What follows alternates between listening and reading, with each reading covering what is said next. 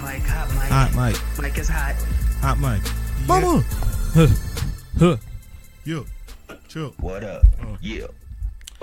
We back. What's good? What's crack-a-lackin'? Man, it feels like forever. I feel like I say that every time now because it was like 2 weeks, I but yeah. miss like 2 or 3 episodes, and then I come back and I'm like, it feels like forever. Well, it has been a couple weeks. We did the last one was what, the 23rd? 23rd, yeah. Yeah. And we are the 12th? Oh, I wasn't there for that one. That's why. Yeah, so for me, it's a exactly, little that's longer. Yeah. It's 3 weeks for you, sir. Yeah. Stop playing with this cable because he just looks too good. Oh my god, you're so good.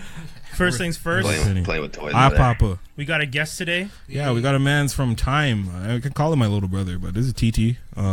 He is a blogger, writer, geek extraordinaire. And, probably one of the young Franklins that I kind of keep around hanging out That's here. fair. Yeah, Introduce, man. Go. Yeah, so Name it all. Tell us everything you do. Okay, well, my name is TT, and I have a page on Facebook. Yes, sir. I write like reviews. Well, the page is called Next Reviews. Nice. My friend Nexus and I, we created it like in 2016, December 2016, and yeah, like I just felt like I was watching other people's reviews and they weren't really like authentic, and they were just like I felt like the studios and like production companies were paying these people to just say like good things. Yeah. And I was like, yo, this is BS. Which they do. Oftentimes, yes. So I was just like, yo, Nexus, like we gotta get on this and like we gotta tell these people the truth, and that's how we started Next Reviews. I appreciate that. That's dope. And when did you say you guys started? When it was December 2016. 2016. Okay. Yeah. Wow. Dope. And how's what's your I guess we were gonna do plugs later on. I was gonna say what's your page so people can go take a look at it. Yeah. Yeah, sure. Tell us. Yeah, Some pages. Okay, yeah, you can search me up on Facebook. Next, capital N, small X, big T, REV. IEWZ. Yep. Sorry. Oh, you spelled it again the hood way. Reviews. Yeah, views. I like that. Exactly. The I Z. like that. All right. The hood way. The hood way. We're gonna definitely link to it on the page. But you guys are also the thing that 3K followers, man. No, snap. Yeah. That's pretty good. Oh, it's like that. It took us I by know. storm. Like I didn't know, man. Was it one review in particular that all of a sudden caused you guys to blow up? Because that's usually how it is. There's always that one thing. Yeah. To be honest, it was just that I think it wasn't that one review. It was just like everyone was liking what we were saying about these movies and about these shows. Right. And I think the biggest break was, my biggest break was because we do like different like movie reviews. Yeah. And my biggest break was Power Rangers, actually. Nice. And it hit like 1,000 people like in like 2 or 3 hours. Okay. Oh damn. And I was like, holy shit. Oh wow, nice. Holy shit. What did you think of it? This is the Power Rangers movie. The Power Rangers movie. What did you think of it though? Okay. Quickly. So the best way I can sum it up, it was like I felt like I was the coach in the basketball court that was rooting for the kid, because you really want that kid to win. Yeah. And he just sucks, but you're just like, damn it, like, good job, Timmy. Like, oh man, like that's great. Good nostalgic, but no, man. It's like I want to root for you, but you suck. I like that you're such a good coach that you're giving Timmy playing time too. Yeah. Timmy should be sitting on the bench. Too bad you had to cut him. Yeah. Pretty much. That was a tough one. No, I agree with you. I loved that movie, all the talking and all the training, and then when it got to the fighting, I was just like, man, really, y'all, what? This is okay, fine. Yeah, it was pretty weak. And they were like, oh no, we got a Ford Megazord. It was weak, but I somewhat appreciated that it wasn't terribly bad. Yes. You guys didn't. I thought it was terribly bad, guys. I thought it was terribly. When it got to the fighting, it was terribly bad. Yeah, everything else in between, it was. Yeah, the fight at the end, that like what you're like hoping for the whole time, where you're just like, this is going to get good. The fighting in the '93 movie was better than the movie. Yeah, which is that's messed up. Yes, it should have the same sort of fighting as Pacific Rim. In my honest opinion. Yes. Yeah, at least with the Megazords. It's the same concept. Yeah. So why do you look way worse than what they have? Is it the budget? Because I think they had a huge budget. No, Saban got money coming out. Yeah, that's what I'm saying. So money. This was just stupid. I still feel like they could have just let them. Remember, there was that like mock one that came out that people were like, the fan made one that the guy did. Yeah. Oh yeah, and people were just like, it was good though. Way too dark. That would be a cool. I love that. Yes, thank you. I love it. Zach is not putting a gun to his mouth and blowing his brains out. Come on, okay, that is a little dark. That's crazy. You're not killing Bulk and Skull are not shooting up and killing Jason. Stop it. I don't know. Have like alternative universe and have like a dark like Power Rangers. I want to see that. They're doing that with the comics now. Yeah, the comics are I saw that. Tommy looked dope though. Mm-hmm. But that's what I'm saying. Like, you could do those types of things. You can be a little darker. You can go for it. Because I feel like this movie was trying to go dark. You had the somewhat like loner girl who seems somewhat almost suicidal. Yeah. You have the autistic kid. That's not really dark, but that's just more realistic of the world. Yeah. Like, hey, there's different people all over the world, so this is how it is. It's like, okay, that's cool. I mean, Jason was the one that he got into a car crash or something, and kind of messed up his life. Right. Okay, I'm down with the jock who's like trying to reform himself. Zach, his mom was just sick, and he was just a rebellious idiot. Yeah, he didn't really care about most of the one of the biggest problems is they were trying to force heart.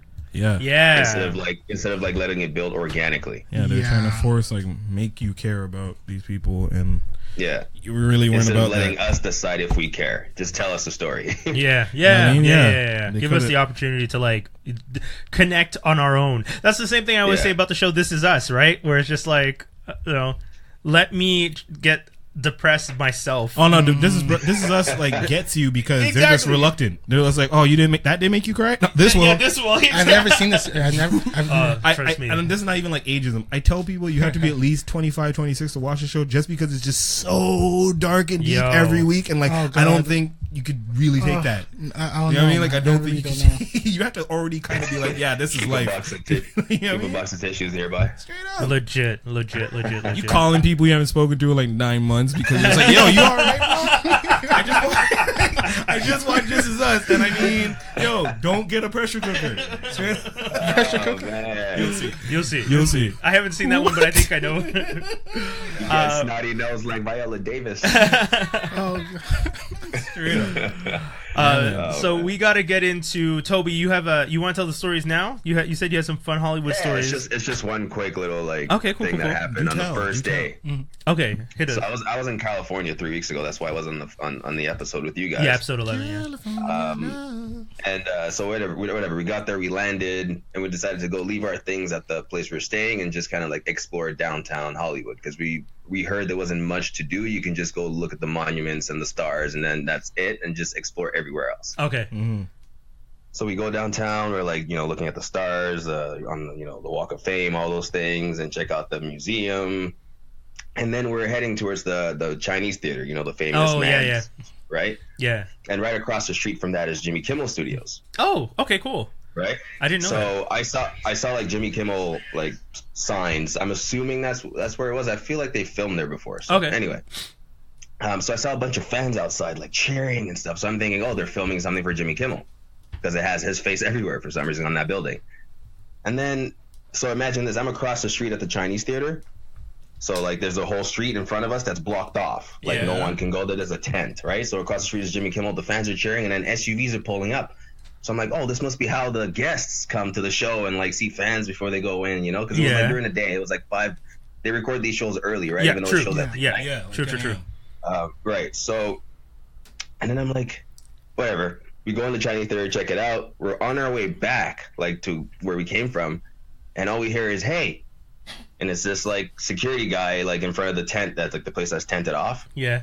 And he's like, come over here. I'm like, okay. No. I was like, I don't know, he's like, weird American white man. Did you put your arm for it was actually a black dude. It was a black dude. Okay. Even weirder. Black dude with a white girl. Bald black dude in his 50s. Just randomly calling you over in LA. Yeah, so that's not weird. What's going on here? Come here now. And then he's like, do you guys want to go watch the global premiere of Pacific Rim 2 at the Chinese theater? So what was happening was that was the Hollywood premiere of Pacific Rim 2, and the stars that were coming out was John Boyega and Scott Eastwood. No way. So I have videos. So I don't have Instagram or anything, but I was posting on Snapchat as it was happening live. I was in shock. I was like, this guy just gave us, and I was recording 2 global premiere tickets. Yeah, seriously, right? You gotta get back on Instagram, I think. Get back on Instagram with us. Anyway, sorry, go ahead. Snapchat. You 14 now? So yeah, anyway, so I'll probably maybe post this some other time just to show what happened. Yeah. But so I got to see the Hollywood premiere of Pacific Rim 2, and I sat 5 rows behind John Boyega and Scott Eastwood. Tell me you threw something at him. That's crazy. Oh, yeah, why? So not just to be like, hey man, get his attention. So it was full of Hollywood industry people and it's mixed with fans. So it was funny because every scene or whenever someone came up, you hear like a different section cheering. So you know it's the family and the friends of the person who's on screen at the moment. That's cool. And they all stayed at the end and like cheered on each name in the credits. That's like, good. It was pretty insane. Oh. Yeah, we need more of that. The below the line experience. Yeah, it was pretty cool, man. It was actually like a fun way to watch. People were laughing in the movie. Like, it was pretty cool. It was fun. That's awesome, and just man. On our first day in Hollywood, that happened. So I look over the page. I was like, I mean, whatever happens from here, I think we're good. Right? Yeah. They set the bar pretty high. Let's just go home. Set the bar so high. Wow. But anyway, the rest of the trip was dope, man. Anyway, just wanted to share that story because that was pretty cool. That's awesome, man. That's cool. That's really good. Yeah.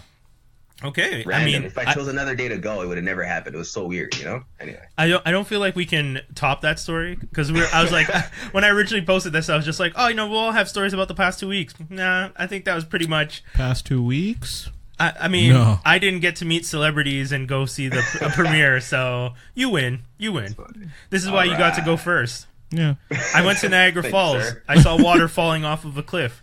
Cool story, bro. Yeah, that's dope. No, it's actually beautiful, but still. Oh, sorry, Tobes, you cut out for a second, man. I played a show in Hudson. Oh yeah, that's cool. Yeah, you were playing with. I mean, it's okay. It's not that cool. There you go. Some older white lady tried to stun on me. She's just like, not even like that, but she was like, like when. What it was is like, how to get in Hudson. Yeah. Right? So like. Older woman like says 40 blah blah blah talking to me and I'm just like okay but I know your husband's right there so I'm gonna talk to your husband I'm gonna see this is okay just to make sure that and then he's all like she's called me old and I was like I don't know man cool I like your blazer though it's a slick like really nice blazer the dude who plays Tony Stark's dad in Ant-Man. He's all like white. Yes. That's what the dude looked like, but a little bit chunkier. So I was like, okay, cool. Talking to her, and then Danielle comes out the bathroom like, "This is my wife." Yeah. Like, just this is what's going on. We all good. Very cool. She's like, "Oh, really? That's beautiful." She's like, "When you guys have your babies, come to Hudson. Make sure to have your babies in Hudson." I was like, "What's going on?" It's the beginning of a bad horror movie, man. And I was like, "Listen, I've seen Get Out. I ain't I was about to say that. I ain't about that. I was about to say that. Nah. I seen Big Little Lies. Y'all can get the hell out of here. Yeah. Nope. That's amazing. That was my 2 weeks. I don't have anything. I'm on the board for CJLO Radio. I'm now an official board member for the radio station. Let's mess it up. I'm part of the Concordia Student Broadcasting Corporation, so I'm really proud of that. So that's going to be a lot of fun. Kind of helping guide CJLO, but not that they need it. They're pretty much doing what they need to do. They've been doing it great for a minute. Since after I left, I mean, that's why I left. I was just like, they don't really need me around anymore. Who's losing their job? Come on, let's be real. No. It was all good. So I'm happy that I can be on the board and help out with that. But that's pretty much it. Once again, that's not a Pacific Rim 2 premiere with Boyega and Eastwood. So I'm just gonna throw over to our DTD. Yeah, let's do Tobi, that. you want to hit the people with the DTD this week? DTD is the battle of the animated realities. Okay. I was trying to you guys have been pretty creative with your past DTDs, and I feel like I've just been picking comic book related stuff. This is a really good one, though. This is still sort of comics, but it's kind of I don't know, it's a different genre in its own. I feel like we don't really have these anymore. That's from Pixels. I don't think there's been a movie like this that's been animation and in real life. So, for example, in this scenario, we have Who Framed Roger Rabbit versus Space Jam.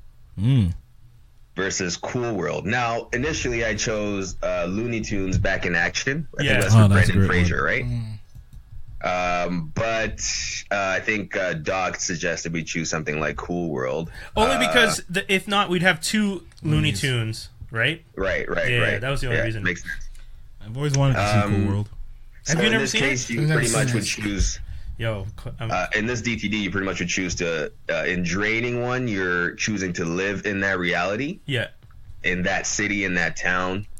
In teaming up with one, you're choosing that reality to be your neighboring town. Yeah. Okay. Right? And then in defeating one, you're pretty much both of you go to war against that country and blow them with a nuke. Okay. This is going to be fun. I guess it's dark. Since we have a guest, I think we'll allow our guest to go first. TT? Oh, gosh. You ready for this? To be honest with you. Do you want me to... let me do... Well, let me do Wendell's first because Wendell sent his in. Wendell sent his in. Okay, let's do Wendell's first. So I'll just do Wendell's real quick. So Jaws D said he would drain Who Framed Roger Rabbit. He would team up. Did he say why? No, he just wrote drain, or I guess live in the Who Framed Roger Rabbit universe, and the neighboring universe would be the Space Jam universe, and he would defeat Cool World.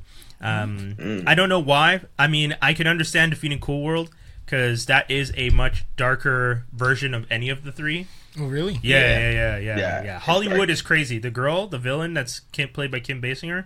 I'll tell you guys when it's my turn. But yeah. No, I saw commercials of that, and I mean, I'll go next because mine's basically Wendell's, and I'll elaborate a little bit. Go ahead. I originally did not want to pick Who Framed Roger Rabbit because low-key, I hate that movie. Oh, for real? It just bothers me, man. Christopher honestly. Lloyd?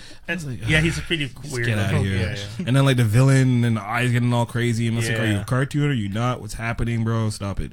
Not only that, Jessica Rabbit. She ain't sleeping with Roger Rabbit. Stop it. Like this whole right from there, that movie just set like this falsehood of like you can achieve anything if you're a goofy ass rabbit. You get yourself a fine chick. I mean, listen, I lucked out. I got myself a fine ass chick, but that was not because of Who's Framed Roger. That took harder work than Roger's ass. So I'm living in Roger's world for now. You know, come on, Space Jam all day. Yeah. Just Space Jam all Neighbors? Day. Neighbors, bro. I'm playing basketball with Taz, man. I'm going out getting some food at Porky Pig, bro. Me and Buzz eating carrots. Gonna smoke on some carrots. You know what I mean? It's really great. And then Cool World. That white girl scared me, man. That commercial was nuts. She's mad crazy. When she started going on, started going back and forth between animation and real life. That's the only thing I saw. I'm like, I don't need to see. Yeah. I was like, this is too reminiscent of what was that movie? Heavy Metal. That too much of Heavy Metal. Heavy Metal was dark.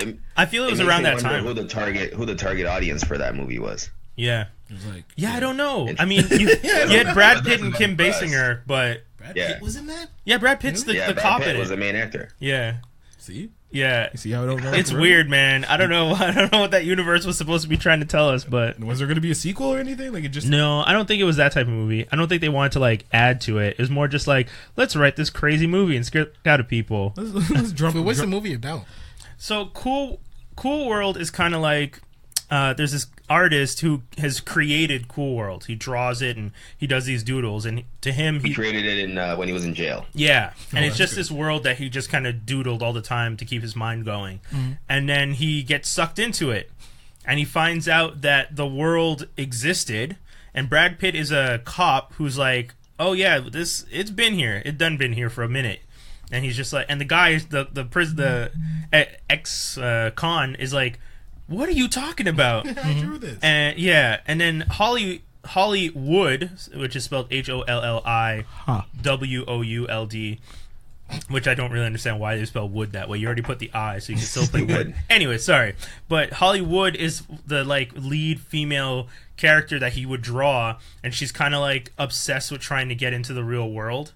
But she's also secretly, she's also like another character, I think, right, Toby? Like, because at the end she starts like flipping between like this changing forms. Yeah, she's like this other clownish character. That part I actually don't remember, but I just know that she basically. So it's Kim Basinger who does the voice, and she eventually plays the version of Hollywood that comes out into the real world, and you know she's crazy, guys. That's pretty much it. Hollywood is nuts. It's a fun fact. She did get a Razzie for that performance, though. Did she really? Yeah.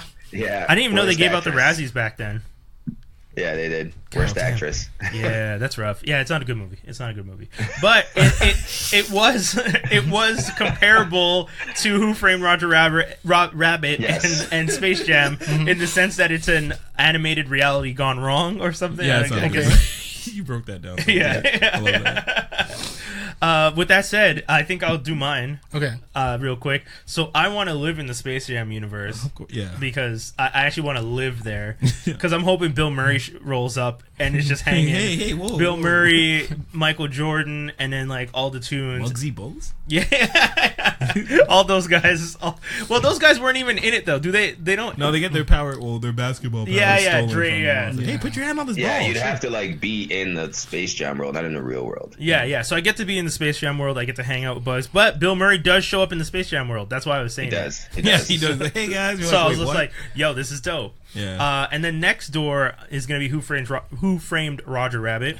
Yeah. And the reason I'm doing that is because that movie actually had Mickey, like the Disney and Warner Brothers universes in it. I don't know if you guys remember, but there's a scene where Donald Duck and Daffy Duck are playing on stage, playing the pianos together. Yes, I didn't understand that. That's why I didn't like it. I know. Like, why? Yeah. They're not part of the... No. I actually there's a video I meant to watch that explained why they were together, like why the two companies finally worked together on it, but I didn't have a chance to watch that video. But I just think it's cool, the idea that both those universes would be together, and I think it'd be fun if they were my neighbors, because I already have the Looney Tunes people, but I can now get the rest and the Disney World. Yeah. And then I'm getting rid of Cool World.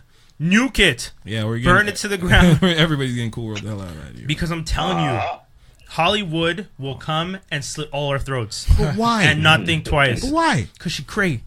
How crazy? Like, okay, tell me, like, how crazy? She cray. What did she do? Think about it this way. What happens when an ex-con writes a really sexy lady for 10 years in prison? He puts all the weirdness into her, and she's that kind of cray. Really? Okay. Well, remember, her whole drive is to get out. Mm-hmm. So if you think about it that way, he's in prison, and his whole thing is getting out. So I guess, if anything, that commentary is he put that into his character. Right. That character wants to be free. Right. And that character went crazy from that, like, strength of, like, just wanting to be free. Hollywood is nuts. First of all, you're not allowed to sleep with doodles. That was one of the rules Brad Pitt says. Like, you can't sleep with doodles. It's a law, blah, blah, blah. Mm-hmm. She's constantly trying to... The dude at the beginning, she's... like, the guy that drew her, she just wants to bang him all the time. She's always, like, dancing for him and, like, trying to get him to, like come on, just do it. It's just like, no. Which is why it's so weird when I look at the marketing notes for this movie and it says that it was targeted towards a younger audience. How so? And I'm like, exactly. And I'm like, the people who went to see it probably wanted raunchier, but that's not. They're probably like they should have gone for our age. Yeah. At that time. Yeah. Right? Yeah. Someone who's in their teens or like, no, this is not for kids. Yeah, it's not, man. It's before weird the internet where they really couldn't pull too much unless they brought people in before the movie, when the movie was already done. Yeah. And then they'd be like, what do you think? We hate it. Put it out anyways. It's so true. They couldn't, like, reshoots were happening, but they weren't going to be like, we're not going to reshoot it. Yeah, because you can't. Yeah, you can't really be like, well, you know, take the L, put it out. Yeah. Straight up. So true. So true. And TT. All right, so I'm going to go. Actually, I was going to say maybe let her guest go last. Then let him. Yeah, let him go last. Okay. Tobi's going to go first. I think I'm gonna live in the Space Jam world. Yeah, man. How can I not? I grew up in basketball. I grew up in Bugs Bunny, Screw the Mouse. The best soundtrack in the world of a freaking movie comes from space. The freaking Bugs Bunny rap. The one that Jay-Z wrote. Yes, yeah, we talked about that. Dude, so dope. That's awesome. My neighbors. Do I want to cause? Oh God! You gonna have that white girl kill your people? I know. She gonna come in there and kill your people. Her and Babs are gonna fight. Yeah, but it's the tunes. They don't really die. You know what I'm saying? Do they? Does that make it okay? Roadrunner? She'll find a way. No. It's kind of like it's gonna be like purgatory. That they just keep dying over and over. That's morbid. Yeah, you know what? Let's nuke Cool World. It's not gonna get too dark today. Burn it. And neighboring town, Roger Rabbit. I can sneak over and see Jessica once in a while. You better watch out for Paige hears you, man. She come in and smack you over the head. This one out here, I'm gonna sneak over to Jessica's house. Just like I got fantasies about Babs Bunny, but I'm not gonna say them out loud. Hey, come on, like Danny, you ain't hear that. Asher Roth even wrote a song about it. You guys are jokes. And yeah. Okay, so the world I will live in. I like to live in. Do you have any abilities in the Cool World? Abilities, like no, I mean he was just the artist, but there's nothing special that he could do. No, no, because him and like Brad Pitt were the two humans that I remember, and they were just like they were just people in there. Oh, okay. He's like, that's boring. Space Jam. I like to live in the world of Space Jam. I mean, ain't wrong. Okay. What was the other one? Neighboring. You're in neighboring town. You're teaming up with. Okay, Roger Rabbit. Yeah. Okay. I mean, that's the safest bet. And we're all again nuking Cool World. But that's the thing. I was thinking about it. I was like, but if Cool World tried to like invade my world, right? Yeah. I have powers, right? In a way, because my imagination is my limit, right? Yeah, that's true. Because that's the thing in Space Jam, right? Yeah. The whole thing was Jordan. You just had to believe and use your imagination, and you could. You could do it right. That's a good point. So can I just I thought about that too. Can I just like invade Cool World and like make that my own? I mean, whoa, well, you're gonna take the tunes. You're gonna take the tunes to war and fight for the world. Why not? You a dangerous man, boy. First time, I told That's you. Man. dark. Okay, this man is General Patenting it all over. We're just trying to nuke this guy's trying to legit take over. He's and just like, what if I had world domination at my fingertips? Make them assimilate. Like, oh, shoot. Rome 2.0. Yeah. Yo, Pretty much. right there. Let it roam, man. Do it. And then he slowly like leaks into every other animated universe, That'd be just crazy. taking over along the way. The next universe will be amazing. Dragon Ball universe. See, there he goes. There you go. Yeah. Those guys would be hard to fight, though. Yeah. Even if you have like Martian Manhunter and a They ray just gun, fight. they'll just keep. Every time they die, they just come back. And they fight for fun. Or Yeah. what if I? Did you say Martian Manhunter? Yeah. Yeah. You mentioned Martian Manhunter.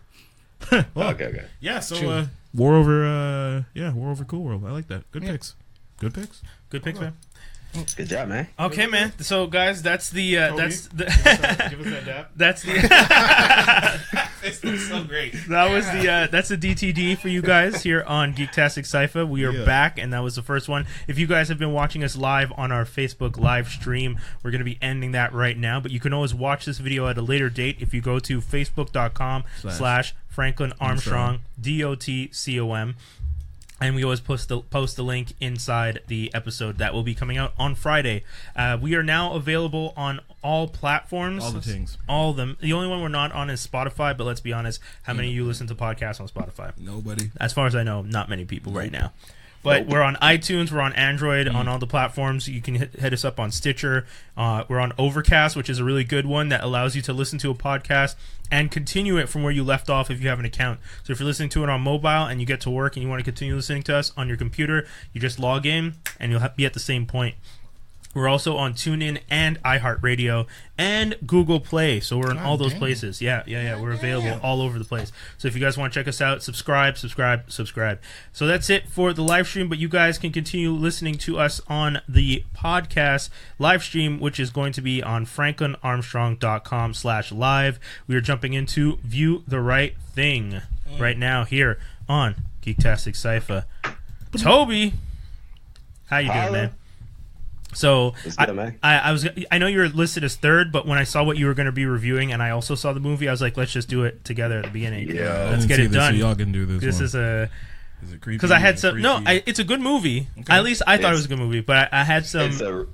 You have some. I have some thoughts. Let's go. Let's start it off. So the movie. Oh, sorry, Tobes. You cut out for a second. Hold on, Tobes. Am I good? Am I back on? Yeah, you're back on. All right. So what I chose for my View the Right Thing was A Quiet Place. Yes. Ever since I've seen this trailer, it gave me the same feeling as I got when I saw the trailer for Get Out. Oh yeah. Okay. In the sense that like it felt different. It felt the same but different. It felt like I finally felt like I could get scared again. Okay. You know what I mean? Because yeah. horror movies have been pretty weak. I love horror movies. Like that's my favorite genre. Okay. So it actually takes a lot for me to even feel a sense of like urgency or fear when I'm watching a horror movie, because I almost see everything coming. I've watched so many. Yeah, you can predict it. You're used to it. Exactly. With Get Out, I didn't know what to expect, and with this one as well, I knew the premise, but I didn't know how it was going to be filmed or shot or how they were even going to approach it. And man, so there's a character. So this movie, let me start from the beginning. Yeah, is about a family who's pretty much, you just meet them in the world where some crazy they don't really go into detail actually about what happened. But now they're in this world where they can't make any noise because whatever it is that invaded them reacts to loud noises. What? So freak, not even loud noises, but they can hear like pretty much every frequency of noise. Yeah, so, like any noise almost. Any noise. But if there's something louder, so like for example, there's a scene in the movie where the dad, who is John Krasinski, who actually co-wrote and directed the movie, amazing, acted in it, and actually is also casted his wife to play his wife in the movie. Yeah, crazy. Which should be cool. Where he goes with his son to show him the way to kind of survive, and they hit a waterfall, And he's like, his son's scared the whole time, doesn't want to make noise. He's nervous, wants to run off. Nervous kid, man. Yeah, super nervous. But I would be too, man. Like, imagine that any noise you make, something could just grab you. Toby, for a fact I'd be dead within 2 minutes. Oh yeah. I can't even breathe quiet, let alone move. You're gonna sneeze and that's mess what up I'm saying. Yeah. So here's the thing about that. There's little holes in the sense that, like, I'm like, but what if they have to cough, sneeze, do anything? Because they didn't do it at all. So they don't fart? Exactly. Because some of them farts can get loud, boy. You gotta let that go. If you want to watch the movie, because you can't really, hang on to those. But the scene I was describing is he's like, he brought his son to a waterfall, and he's like, come here, and then he starts talking loudly, and the son's like, what the hell are you doing? He's like, listen, if something's louder around you, you can actually talk. Yeah. So like rushing water or like, I don't know, a loud horn or something, you can actually like have a because they only hear the loudest thing. Yeah. In that moment. And man, the way it's filmed, so they have a deaf daughter. Oh. And whenever the movie is on her perspective, the sound, it's silent. Yeah, the sound was really good. So you're the dad and he's talking or just walking and you hear the wind or whatever, and then you're her and it was intense. Nothing. Oh man. Yeah. Okay. So you never know when you're her. You never know if she's making noise, if she's doing. And then there's certain scene. Oh, I don't want to give away the scenes. No, that's okay. Don't give away the scenes. What did you think?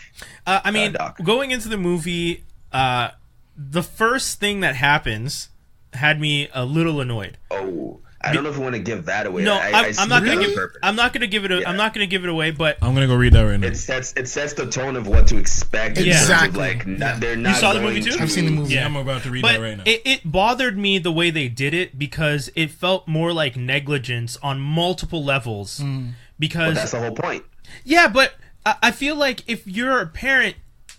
Like, parents today are overprotective. I can't imagine being a parent in that type of world and not thinking of every aspect of everyone's survival. Our survival? Yeah. So that just seemed... And that's the thing. That seemed a little weird to me. It made me a little annoyed because I was just like... I remember when it happened, I said, good. Because I was just like, this is what happens when you're stupid parents. Like, I got really mad in the theater. Yeah, because you can't expect children to be aware exactly like that. Yeah, exactly. Exactly. So, so I mean, I remember I even like tapped my girlfriend. I was just like I was like happy that it happened because I was just like, sometimes you just gotta learn a lesson, which was kind of cruel. It's kind of dark, but I mean, but the world is like unforgiving. Yeah, that's it. That's a very good point. And I agree. I get what you guys are saying. The world is unforgiving. So you any little mistake and you lose something, and I get that. It's just it made me a little annoyed that the unforgiving aspect came at like I had to ignore the fact that. Based logic, like if I was a parent, when the movie come out? Last week Friday. Yeah, last week. What happened, please? just tell me what happened. Okay, we'll just tell you. At the beginning of the movie, they're in a pharmacy. You don't want to do it? Hold on. You're not just telling him; you're telling everyone else that's listening. But I'm just saying. I would say spoiler alert. Spoiler alert. That's fair. Rewind. Spoiler alert. If you guys do not wish to know the beginning part, I mean, this part's technically in the trailer. I'm just telling you what the extra nth of a second that they don't show you. Which is big. I know. A lot lately, huh? Like I know. Just trailers. You the ending of movies in the trailer, and you're like, trailers do a lot. It's annoying. Days. I saw the trailer. Anyway, folks, fast forward 3 minutes. Anyways, so they're in the.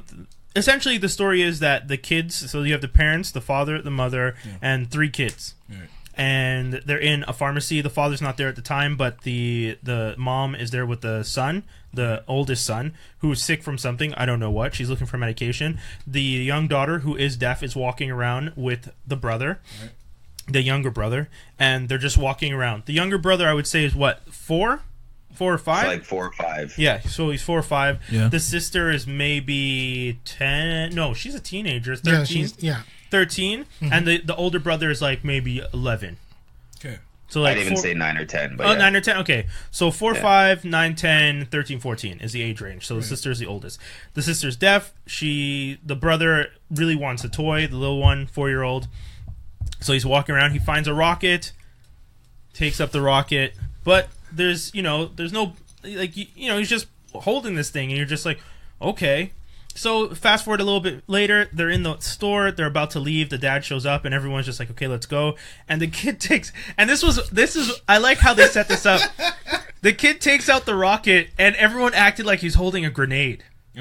Yeah. Because it's that serious. Exactly. And I like that. I did like that moment of like, yo, this is legit. Like, this is life or death with this kid just holding a toy. Because the toy makes a little bit of noise. A noise that nowadays we'd be like, okay. But in that world, that is life or death. So it's just like, damn, this is serious. Anyways, fast forward, they're walking across the bridge. For some reason, now this is what I was talking about, annoyed me. Yeah. The parents, the father lifts the oldest son. Because he's not doing well, so he's carrying him. Right. The mother's carrying a bag. So it's the father holding the son. So he walks out first. There's no driving, I'm guessing. No cars. Noise. Yeah, noise, exactly. Sorry. Dude, even the path on the road, they put down sand to muffle the sound of their feet on the ground. It's that serious. It's that serious, dude. That's serious. Oh, so they're walking this whole path. They're carrying. So the father's carrying the kid, the mother's carrying the bag. Rewind. You actually skipped where you're going to say the first negligent part when they were walking out the store after the kid. Oh, I mean, that's a vital. All of it. The whole negligence is because I'm describing it. They're all walking. It's the father holding the son, the mother, the deaf daughter, and then last pulling up the rear because in this scenario that makes the most sense. This 4-year-old kid. No. Holding the rocket still. No. That they had already taken away from him, took out the batteries. The daughter gives it back to him, but doesn't give him the battery and says, like, she doesn't say anything, but she's kind of just, like, indicating, like, I get it. This is a hard life. Being a nice big sister. I'm the big sister. I would really like you to be happy. Why is he walking by himself? Thank you. Exactly. They're too comfortable. They're too comfortable. Hold on, wait. This is a white family? Yeah. That's never happening. That's wild unrealistic for white people. I'm sorry, bro, who wrote this movie? No. John Krasinski. Your children, your cubs are dead in front. Yo, dead right? In the middle. Stop right? That. That's what I thought. I walk by a kid on the street, mom's like this, bro. Like, stop it. You're not gonna... I remember my girl and I were walking on Queen Mary one day, and we see this kid walking maybe 2 feet away from the family, and we were just like, okay, who is the adult with this child, though? Because no one was around, and so I stopped, and I'm like, who is this? Like, I'm like, who? You did that? Yeah, because I'm like, this kid is standing. There's like a whole bunch of adults around, but I have no clue who the parents are. This? Mm-hmm. So you just see this kid, and I'm just like, and that's the thing. In this world, you like TZ said, you gotta. What level of comfort do you have when monsters are running around that you let the little kid hurry up the rear? I believe these creatures are unforgiving too. Like it's crazy the moments they come out. Yo, it's honestly creature design was probably the best I've seen in years. Yeah, very true. Yeah, it's impressive. And the way they move, the way they react, everything it's just it's intense. So you don't even have to tell me that kid does some shit stupid, gets snatched. Yeah, up, he snatched up. Dude, it was so sad too. It was so sad too because what it is remember the daughter's deaf. So oh, skinny. Wait, I'm not a heartless person, right? I know. But like, I can see the comedic in a horror world in that. Yeah. You're the first one in front of your baby brother. You just gave him the toy, but you're deaf. So obviously it's your mulligan. You're gonna feel like an extra asshole if something happens to him because you're deaf. She does. So they're probably like, oh man. And I mean, so that's as much. You get what happens. I don't have to say anything else. But you can, from that scene, you can get the motivation behind her down the road. She is remorseful for what was happened. Right. You know, so. Yeah, so after that scene, we kind of meet the family again, like 473 days later, or 472 days later, something like that. Yeah, and see where they've adjusted, and like the stuff he's put up to monitor, and like what they've set up between other families. There's actually still people. Again, this is not giving away the story. There's still neighbors, but you figure out like systems, and anyway, things fall apart. Let's just put it that way. Yeah. Horror movie style. It's really good. So things that my friend said to me today that had me like, oh yeah.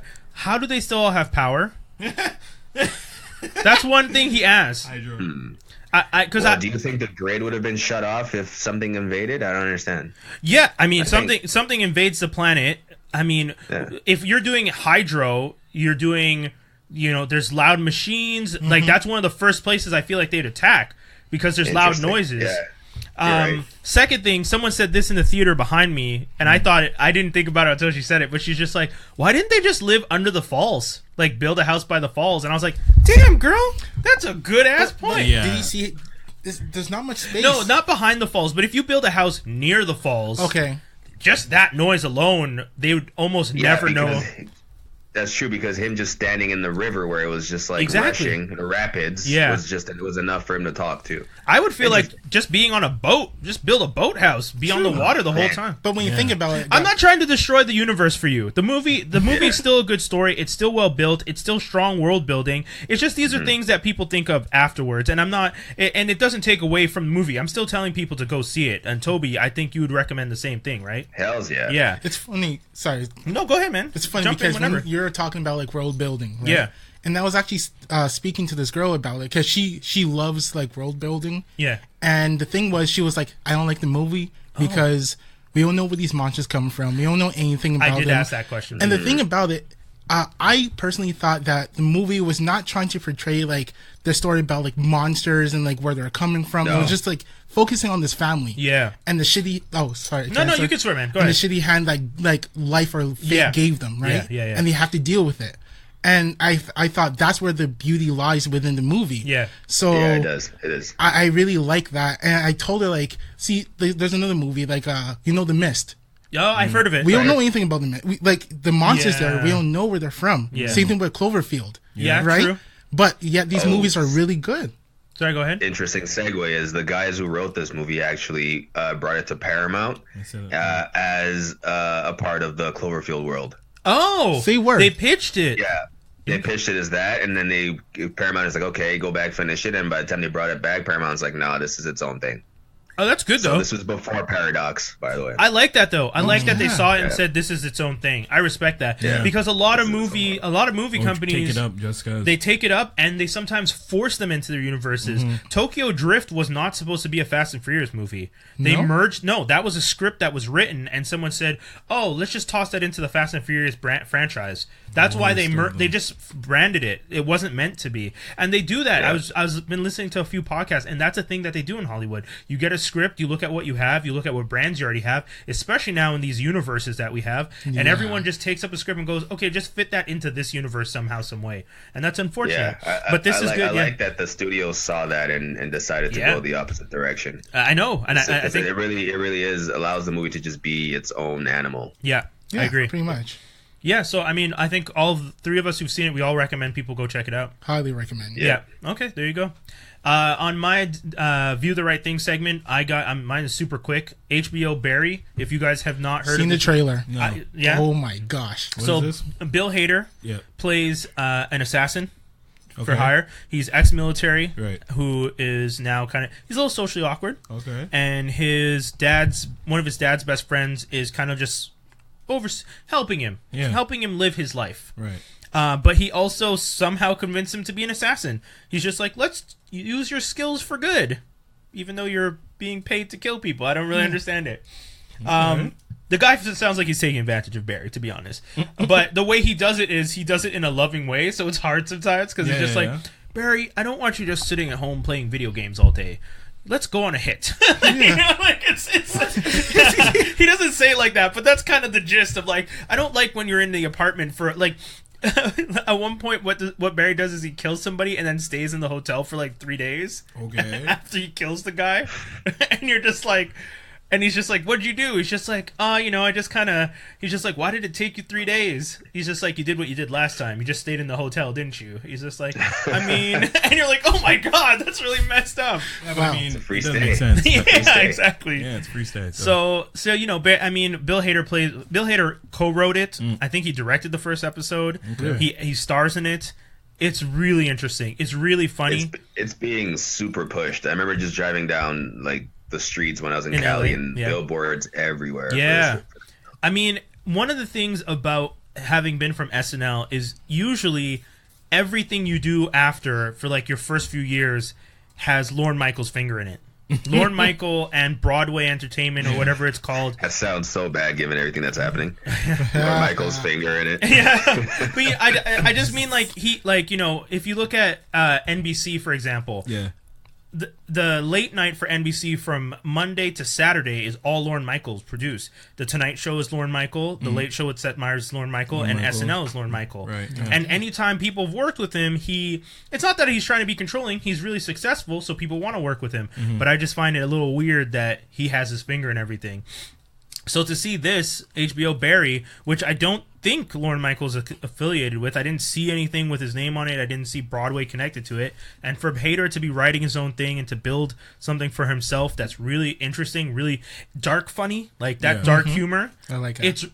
I usually don't actually, but I really like this one because usually I'm not into the dark comedy. I mean, interesting. Yeah, really? I'm not one for the dark comedies like Wild Things. No, not Wild Things. Very Bad Things. The one where they kill the stripper and then it's pretty much just everyone running around trying to figure out how to get the wedding to still go, even though there's a dead stripper body that has to be taken care of. And that's supposed to be a dark comedy, and I was just like, I don't get why this is funny. They killed Kobe Tai. It's like, y'all crazy. She was mad hot. Anyways, okay. Yeah, but HBO Barry is one of those dark comedies that, Bill Hader almost never smiles, but does a good job at just selling the moments. Henry Winkler steals his scenes. He's supposed to be this like retired television teacher, like teaching kids how to act. Yeah. And he's all about that money. Every time anyone does anything, he's just like, hey, you still gotta pay. It's funny. That's funny. I recommend people check it out. I think it's really funny. I think only 2 or 3 episodes out so far. I've seen the first 2, and I really, really liked it. So I'm giving it a big thumbs up and a high recommendation. Legion now? Yeah, my second one is Legion, off of FX. Season 2 has started. Okay, so before you start, I've already tried to watch this. I got 20 minutes in. Trust me. Hold on. Oh no, I'm not. I was tired when I watched. Okay, this. that's fair. So while I was watching it, 10 minutes in, I'm like, what? Yes, exactly. What's going on? Though I see that it reveals itself later on. Yeah. You can't watch a show like this tired. No, bong, dude. You literally have to pay attention, dude. So I'm gonna try to watch it again when I'm not so tired. So go ahead. Yeah. I was just listening to a podcast, the Hollywood Reporter podcast, awards one I think, and they're talking about all the TV shows. And when they got to Legion, they said, first of all, it is the best superhero series right now. The best hands down. The best written. Yeah, no, it's stupid, dude. It is. Yeah, better than all of them. All of them. What's your favorite right now? My favorite? Yeah. To be honest with you, he gave up. I gave up. Yeah. Oh, that's fair. Okay, if you gave up, watch Legion. I gave up too, man. But I've seen Legion. You gave up for the wrong reason, Toby. You didn't even try. Yeah. Oh, but you gave up on all. Even Legion, you're not watching. No, I'm going to watch it again. Okay, the thing is, the thing about Legion for me, it was just the pacing issues. Okay, that's fair. What pacing issues? There were for some me, people felt it was slow. Yes, the thing about it, 8 episodes. Don't get me wrong. I'm a patient person, but the thing was, I felt like certain scenes were like 2 or 3 minutes too long. Okay, and I was just like, okay, I get it. You want to capture the moment. But do you honestly have to spend so much time in this room on let's say yes, y'all little cinematographers need to don't get me wrong. Don't get me wrong. I loved it, but at the same time I was like, every single time I recommended it to a friend, they're like, yo, I fell asleep. Nah, man, I fell asleep. Here's what the writers, I feel, want to get across when you say it's too long or it's 1 minute too long or you're supposed to feel as tortured as the characters you're watching. Yeah. This show, you're supposed to feel like you're in that world. And every episode I've watched, I've felt that. My God. I'm like, how, you're in someone's mind. True. It's insane what's happening in front of you. So, are you talking about season 1 episodes? Season 1 Yeah, episodes. so season 1, I can agree with you. Because I'm the type of person, because I watch and listen to everything fast-paced, because I want to consume more content. Mm-hmm. I listen to podcasts at 1.5 speed. You still do that? Yeah. You need to... all podcasts I listen to at 1.5 speed. Yo, you're going to start talking like that Transformer who I does know. that. Isn't it Blur? All YouTube videos, I watch at 1.25 or 1.5 speed. Sometimes I watch them at 2.2 times speed. This guy's going ultra insane. It's really... Because it's really hard for me to listen to things. Even our podcast, when I listen back to it, I listen to it at 1.4. Because when I've listened to it at 1, I'm like, man, we talk slow. And we're not. We're talking normally. But for me, because I listen and consume everything at hyper speed now, when I watch things like Legion, it is slow for me. Okay. But like Tobi said, the payoff.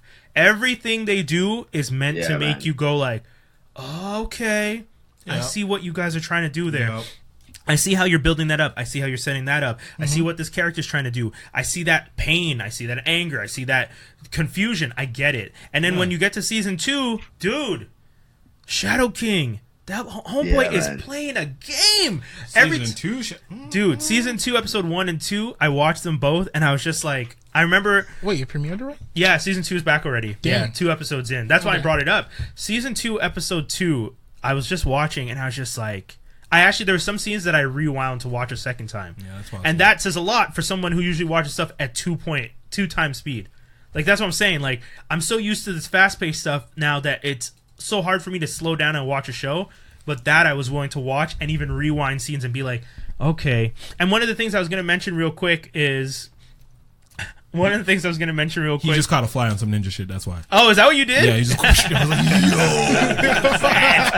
That was crazy. I mean, you saw that. Yeah, man. That was craziness. That was so funny. But that Hollywood Reporter podcast, the guy says, he's just like, for anyone who's listening to this, if you're going to watch Legion is the type of show where you have to sit down, watch the episode, and focus. Every scene, every moment is meticulously selected and has a very important meaning to it, and you can't miss anything. I'm saying, I tried watching with Danielle. Like, she's like, season 2 came out. Yeah, I'm like, all right, I want to get her. She's into the X-Men stuff, but I want to get into Legion, and I can't watch season 2 with her because it should be like, I don't know what's going on. Yeah, so no, I started with honestly, you can't. This is a show for vets. That's it. Yeah. So I started season 1 with her, and then like, it's not her fault, but we'll start talking, on the phone, and then she'll start talking, and then she'll be on the phone. I'll be like, no, you need to be watching. Yeah. She's like, and then next thing you know, she falls asleep. I was like, God damn it. Yeah. I gotta get her at like 5:30 in the afternoon right when we get home. I remember reading comics just like this, where I'm reading it. For example, Moon Knight reminds me sort of like this. Literally reading Moon Knight reminds me of Legion. Interesting. Okay. It's like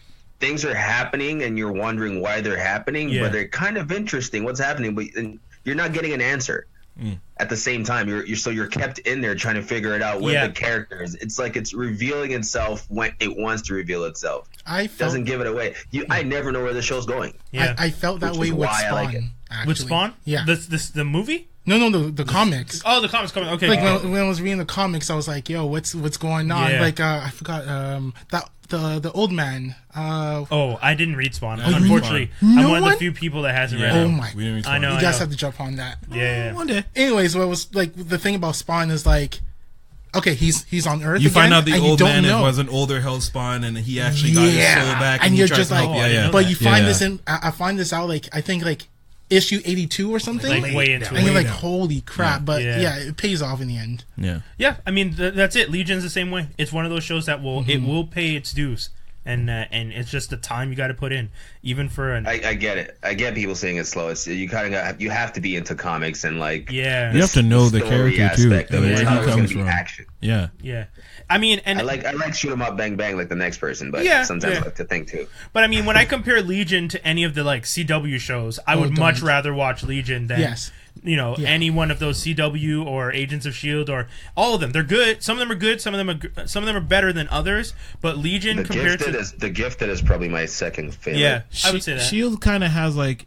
S.H.I.E.L.D. has always been like hated, and they've known that they were kind of like disliked, but they've brought up their real nice with season 5. You were saying. Like they've held, and you've been watching, so you know what's going on. And Tobi, you need to jump back in because season 5 is heavy, so good. But Tobi's face. Do it, nah. do it. No, I know you're a skeptic. Stop it. Do it. I am a skeptic. I try going back to Flash. Don't do that. Don't waste your time on Flash. Please do not go to Flash. Don't waste your time on Flash. This DC hater over here. DC CW worst hater over here. I'm not a hater. hater. You have a Superman change. Yeah, he's a big lover, but he's given up because. But like, I have reasons to give up. And I understand. And I tell all of you guys that like analyze it as much and like that, and just kind of because I find like when you analyze it, like all the scenes are so long. Dude, go to film school. Like if you're analyzing it at that point, you need to get the hell up out of here. Go to film school. Like because I will not take no amateur telling me about the scene being too long. Stop that. Go to film school. No, stop this. Don't tell me the acting's bad. Don't tell me the writing. Wait, for what, Legion or in general? Like in general, because when I hear people being like, "Yo, the acting's bad," I'll be like, "What you know about acting?" I'm just not you, but I mean like in general. Okay, and a lot of people go for acting, and it's kind of like, well, acting's kind of like a based on your own opinion / it's a subjective thing. You know what I'm saying? Yeah. And there's different techniques. So to flat out say acting's bad in a show, it has to be real bad. You know what I mean? And sometimes I feel like people will like, not you, but people with strong opinions and strong followings will just shade this random shit, like these technical terms where they don't really know, and they'll cause a whole bunch of people to just not like the show based because their opinion's that strong, and their opinion ain't shit anyways. That's what I'm saying. Very true. So like, it's just, there's a lot of that. I'm not saying with you or anything. CW hasn't been great. It hasn't been great, but you have to respect what they've done and in their time, and after 6 years it's damn hard. And you gotta also take some of the shows for what they are. Legends of Tomorrow, they know what they are. Legends know that it's more on the jokey side. They don't take their shit they're as campy. They're campy, Super and they're campy. okay. They live in the campiness. You know, Arrow is trying to be the very serious one. That's why I feel like when you have those two shows and you're like on the same network, you're just like, well, I mean, I'm down with the campy. I think the campy's funny. But then you watch Arrow, and you're just like, you're trying too hard. But it's not that they're trying too hard. It's just that they're trying to actually just do a show, whereas these guys, their writers are campy. So when you start to compare the universe, it seems like one, if you were to like, one's pulling the other, and it's not like the dark one is pulling the campy into the darkness. The campy kids are pulling everybody else down into like them. And like that, and if they just made the whole universe a little more campy, like a little more jokey, not Legends level where everything's a fist bump, hey dude, like, you know, those two are funny together. But I mean, like Oliver Queen, like, why are you so damn dark? I why get are you it, brooding? but like on a gargoyle. Oh, Batman. And it's also the same as like, we can't use Batman, so we'll use Green Arrow, but now we can use Deathstroke, but now we can't use Deathstroke, so we're gonna use Suicide Squad, but now we can't use Suicide Squad. It was a lot of them. Basically, they got the butt end of the DCEU not figuring out their shit. That's which is a problem. Huge problem. Segue into Netflix's The Rapture, there you go. because we were done rapping about the Arrow, and I love the Arrow. Well said. Him and Diggle beat the shit out of each other last week. That's all I'm gonna say. I saw that they clip. Beat the shit out of each other. It was crazy. That's not even a realistic fight. But anyways, so Netflix The Rapture. Oh man. All right, this is a great series that tells you it's like documentary style on certain artists, not all of them. Logic, Rhapsody, Davies and Nas. Just Nas Blaze. is one of them. Yeah. Okay. Just Blaze. Well, it's Nas and how he discovered Dave East. Okay. Just Blaze, 2 Chainz, A Boogie with a Hoodie. G-Eazy skipped over, and I think there's a couple other ones that I haven't gone to. So I've watched most of them. Logic's crazy, straight off the bat. Some people don't like him. I don't know because he will punch you in the face with the fact that he's mixed. I don't like him. He's literally like, I'm black. Hey, I'm black. What's up? I'm black. Remember me, black. Like his album's called Everybody. Fuck out of here. Right? Stop it, you over-inclusive kid. Isn't his name something the third? Yes. He starts the documentary off with, every day my mom called me an. And you're just like, oh, is his mom the white? His mom's white, and his dad is like a back drug user that left and wasn't around. So she was also like, so she was angry, and took it out on Logic. Logic don't talk to his mom no more. Okay. Logic's married to a girl who's like 24. He's married? Yes, who seems 100% uninterested. And we just heard that he divorced his wife. I don't know if it was that girl or not, but she seemed 200% uninterested. And this guy is a goof. Not down with Logic. Nas discovering Davies, beautiful, great.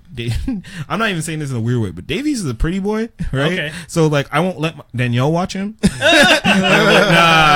you don't need to see this guy. Like, he's a great rapper, but I mean, he's too pretty. You need to leave that alone. But like, that episode is really, really good. How like Nas and like his come up and how he like identifies with Davies. So far, my favorite episode has been the Just Blaze one, because it's Just Blaze. Yeah, I like anything with like producers, man. He put me on to Just Blaze. This man right here. Okay, he didn't put me on to Just Blaze, but like Tobi and I had this affinity for Joe Budden and Just Blaze and all that, like those kind of things back in C-Jub days. So like, just watching it with someone who doesn't so much know hip hop, but she knows like the songs. Yeah, I'm like, oh baby, no, you know Just Blaze. She's like, you sure? I'm almost like, and then they go through the songs, and the thing is, like, I liked it because it started off with his mom talking about her son and how he used to play music in the house all the time, and she would listen, and then how he's just gone on to make all this stuff. With essentially, if I was to ever make it big, that's my mom talking about me. So I definitely saw that, and I'm just like, she's super supportive of him. He didn't come from the hood. He literally came from like, his father was like a programmer. Okay. Right, he passed away when he was like 20 or something, but his father was a programmer. They lived in Jersey. They were doing good, whatever. And middle class life. Yeah, and then on top of it, they go to interview all these other producers. This guy Rance from 1500 or Nothing, which I actually got to meet him back in like 2007 when Lupe Fiasco was popping. Oh, the second album. 1500 or Nothing. So the big drummer who played "Show Me What You Got" for Jay-Z, him, the pianist, whatever, they were all touring with Lupe. I got to meet them by chance because a friend of mine was kind of seeing Lupe's lighting guy. Shouts to you, Connor Mancini. What's up? So I got to hang out with Lupe Fiasco and all these people for free. And I remember Rance, and he had like this baby ass voice, but he was like maybe like 18, 19. Yeah. Same baby voice in the documentary. Then the next person he goes to see is Havoc from Mobb Deep, who 3 months ago I was riding around with. So and the worst part is that I'm watching this and I was like, oh shit, Havoc is a producer, and I ain't ask him nothing. I didn't ask him about Shook Ones. I didn't ask him about Hell on Earth. I didn't ask him about nothing. And I was driving the guy around for 8 hours. So as I'm kicking myself, I'm also like, but it's a damn good documentary. And I feel like this meant more to me because I was just around you dudes. I could text DJ Elias right now and be like, yeah, watch you. But you were telling me one of the reasons you didn't want to fanboy around Havoc. So I mean, that's I probably never fanboy. Exactly. Number one rule about getting rappers to fuck with you is don't fanboy. Yeah. If you be like, yo, I really love your album, man, I don't want to hear that shit. Yeah. Keep your mouth shut, do your job, and then if they want to, they'll share with you. Yeah, they'll talk to you about it. Oh, that would have been such a perfect entry too if you just mentioned something about one of his productions. I know. Hindsight. Kills me, right? I'm just like, if I just... I'm thinking about it too. You know questions living vicariously through you. Like, literally, we're in the car, and he's having a, not screaming match, but his, like, 10-year-old son is legit being like, Dad, you gotta get me the new Mario game, Super Mario. And no one could remember the name of it. He's like, what's it called? I'm on my phone looking for the name of this, game. Oh, is this the one with the hat? Yeah, exactly. Odyssey. Like, so I can Google search my phone and find you Mario Odyssey for your son, and I didn't ask you about Shook One.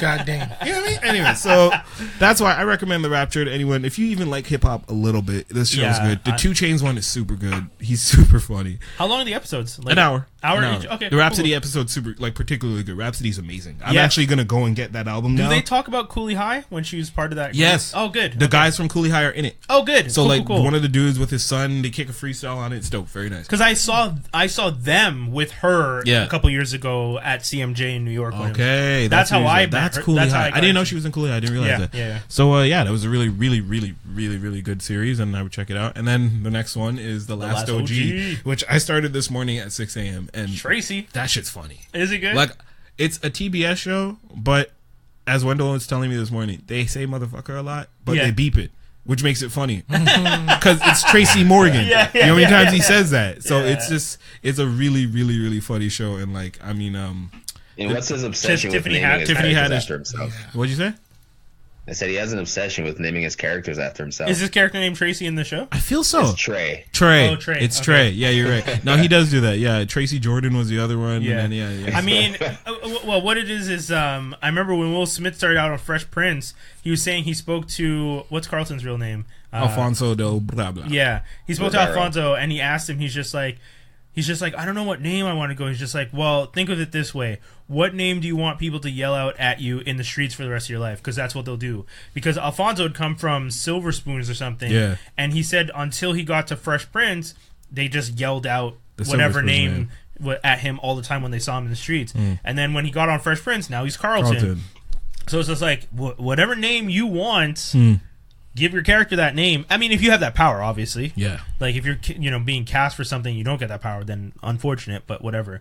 But if you have that power and you could control that, pick your name, because that way people will be like, hey, Will! Instead of, hey, random character name that, you have to live with literally for the rest of your life. Yeah. It'll be on your gravestone, So that's why I feel like Tracy's just like, that's my name. So my thoughts on this show, it says, like, I mean, first 2 episodes, solid 8 on 10 for sure. It's funny. It doesn't have a laugh track, and it's not.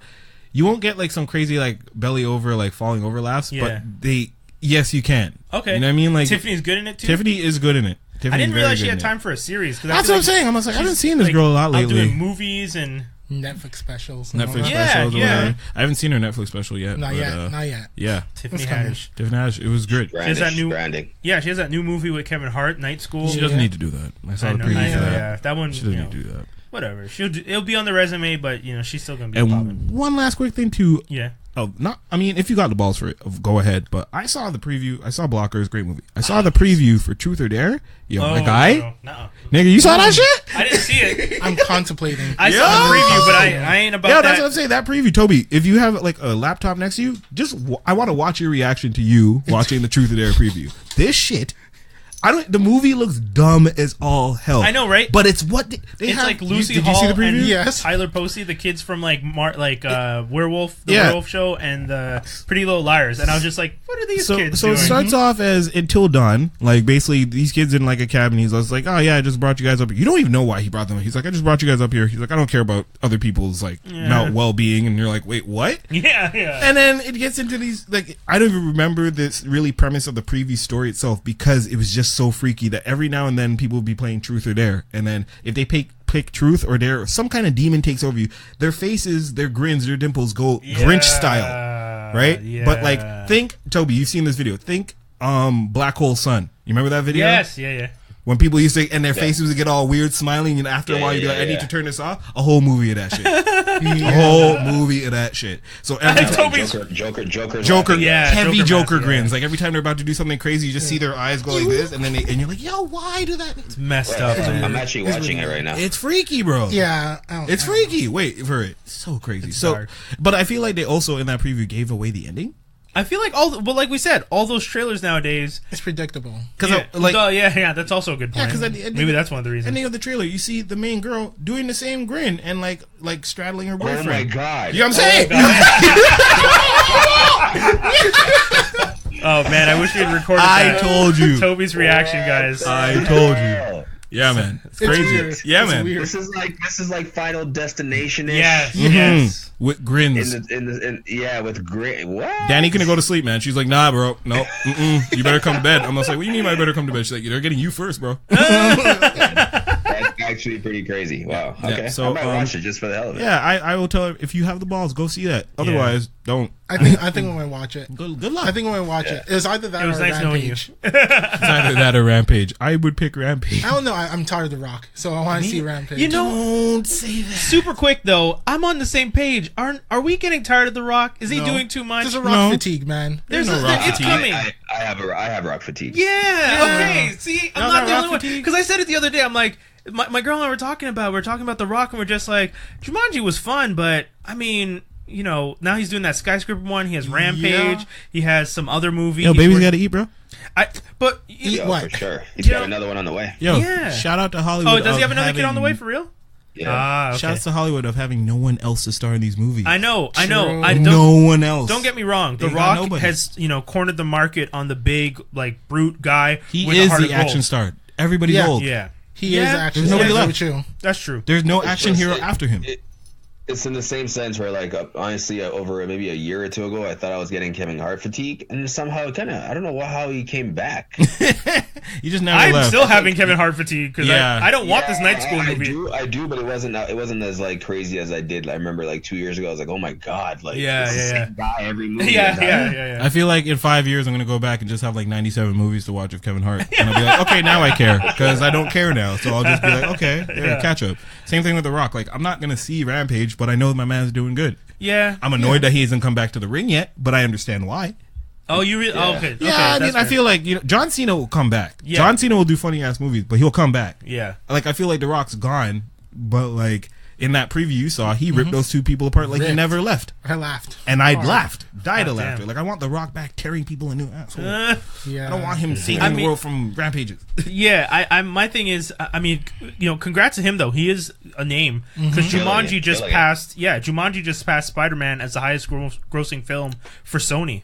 What? I know. Wait, what? I had that in. I had that in the geek news. Did I put it in? I recommended actually Jumanji when I did my View the Right Thing when it came out. Oh, I didn't put it in. Way to jump into the geek news. It's really good. I know. Yeah, actually, you know what? We should go to the geek news with that because we're gonna end with our Avengers thing, but let's go into the geek news right now because so that way we can talk about it right now here on Geektastic Sci-Fi. Geek news. Bing, bong, bong, bong. You're gonna have to redo that one. Is that loud? No? Nah, it's not loud. Okay, we gotta redo that. Oh no, that's the full volume of it. It's just it itself is low. Oh, Oh. Okay, we'll try one more time. There we go. That's better. Geek news. Geek news. All right, folks, geek news. So yes, as I mentioned, the first one, I should have marked it down, but I did read it earlier today that Jumanji has passed Spider-Man as the highest grossing film for Sony. Tobi, do you want to double check that for me? See if I'm. I think I saw it on Vulture, if I'm not mistaken, but I could be mistaken. But I mean, that seems pretty big because Jumanji as a movie, okay. I mean, I don't think it was the greatest movie Sony's ever done, but the fact that it had the staying power. Once again, though, Kevin Hart and The Rock, that kind of team up that they're doing. That combo works. Tiger uppercut. Yep. Yeah. So Jumanji passed Spider-Man it made $400 million domestically and $950 million worldwide. Jesus. Damn. Almost $1 billion? God, that's a billy. For Jumanji? For Jumanji. A sequel. A movie I haven't seen yet. But honestly, again, I recommended it because it's actually worth every fucking month, every dime. I heard. I mean, I like the movie, but it's really funny. I didn't think it was billion status, like almost out here. No, I didn't think so either, but I think everyone has, because of the reaction you're having right now, it's the same reaction. Everyone's like, oh my God, it's actually funny. Yeah. And they're actually recommending it because, oh my God, it's actually funny. That's it's just fair. word of mouth. I feel like word of mouth is this movie. I mean, that they need it. Word of mouth is old fashioned, but that's how you get people in the seats, man. Very That's true. what The Rock said. He said it's actually funny. Yeah. So, so once again, kudos to The Rock. As much as we're getting a little bit of that fatigue, you know what? If anything, Rock, maybe just do one less. Just one less. Yeah, exactly. Because you don't like one less skyscraper. No, I bet you he about to take a big break. Like 2019, he said he's filming Shazam. So like. Oh, okay, good. He ain't gonna be around. Okay, that's fair. 2019, we ain't gonna see no Rock. He's also not gonna be the next Fast and Furious. Last I heard. Yeah. Him not. and Vin Diesel. He in his last interview, he officially explained. He's just like, yeah, we just didn't get along, and that's just what it is. We never filmed together, and he's just like, and him and Statham are gonna be doing their movie together, but he's just like, I don't know if I'm going back to the Fast and Furious. He and Vin Diesel have a beef. You didn't know The Rock and Vin Diesel? No. It's because they were delaying the movie because of The Rock, and they were making a spinoff, and he's like, no, we don't do spinoffs, we family. And Rock's like, I ain't part of your family, my dude. Yeah. I'm part of WWE's family, bro. Yeah, it's just like, I wasn't there for the beginning. Leaked onto social media. Yeah, and his interview recently where he acknowledged all of it in the interview, which I mean is rare. Usually you don't just go out there and tell everybody all the business. Seriously?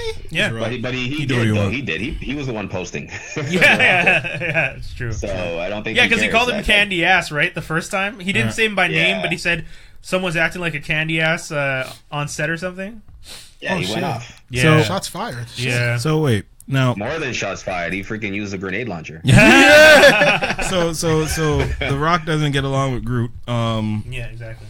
What does that mean for that, like the series? You know what I mean? Like I don't mind The Rock. Well, the Rock isn't like the heart of the story. He was just included, and they used him in the last movies to kind of just draw more attention to it. But they can easily write him out. Yeah, but do you think the movies will do as well? Because I feel like his character... Yeah, so he helped bring life back into the movie, but I think with Statham, and all they need to add is someone else of equal caliber to Statham or whoever else, and it should be fine. This movie doesn't rely on the people. It's more what's happening. Y'all can't forgive the dude who killed your Asian friend. I don't understand Statham being on the team now. I don't get that. He killed your boy. I don't get that. Ruthlessly. What are you guys doing? Your team. Wait, who? What? Statham's character is the one that killed Han.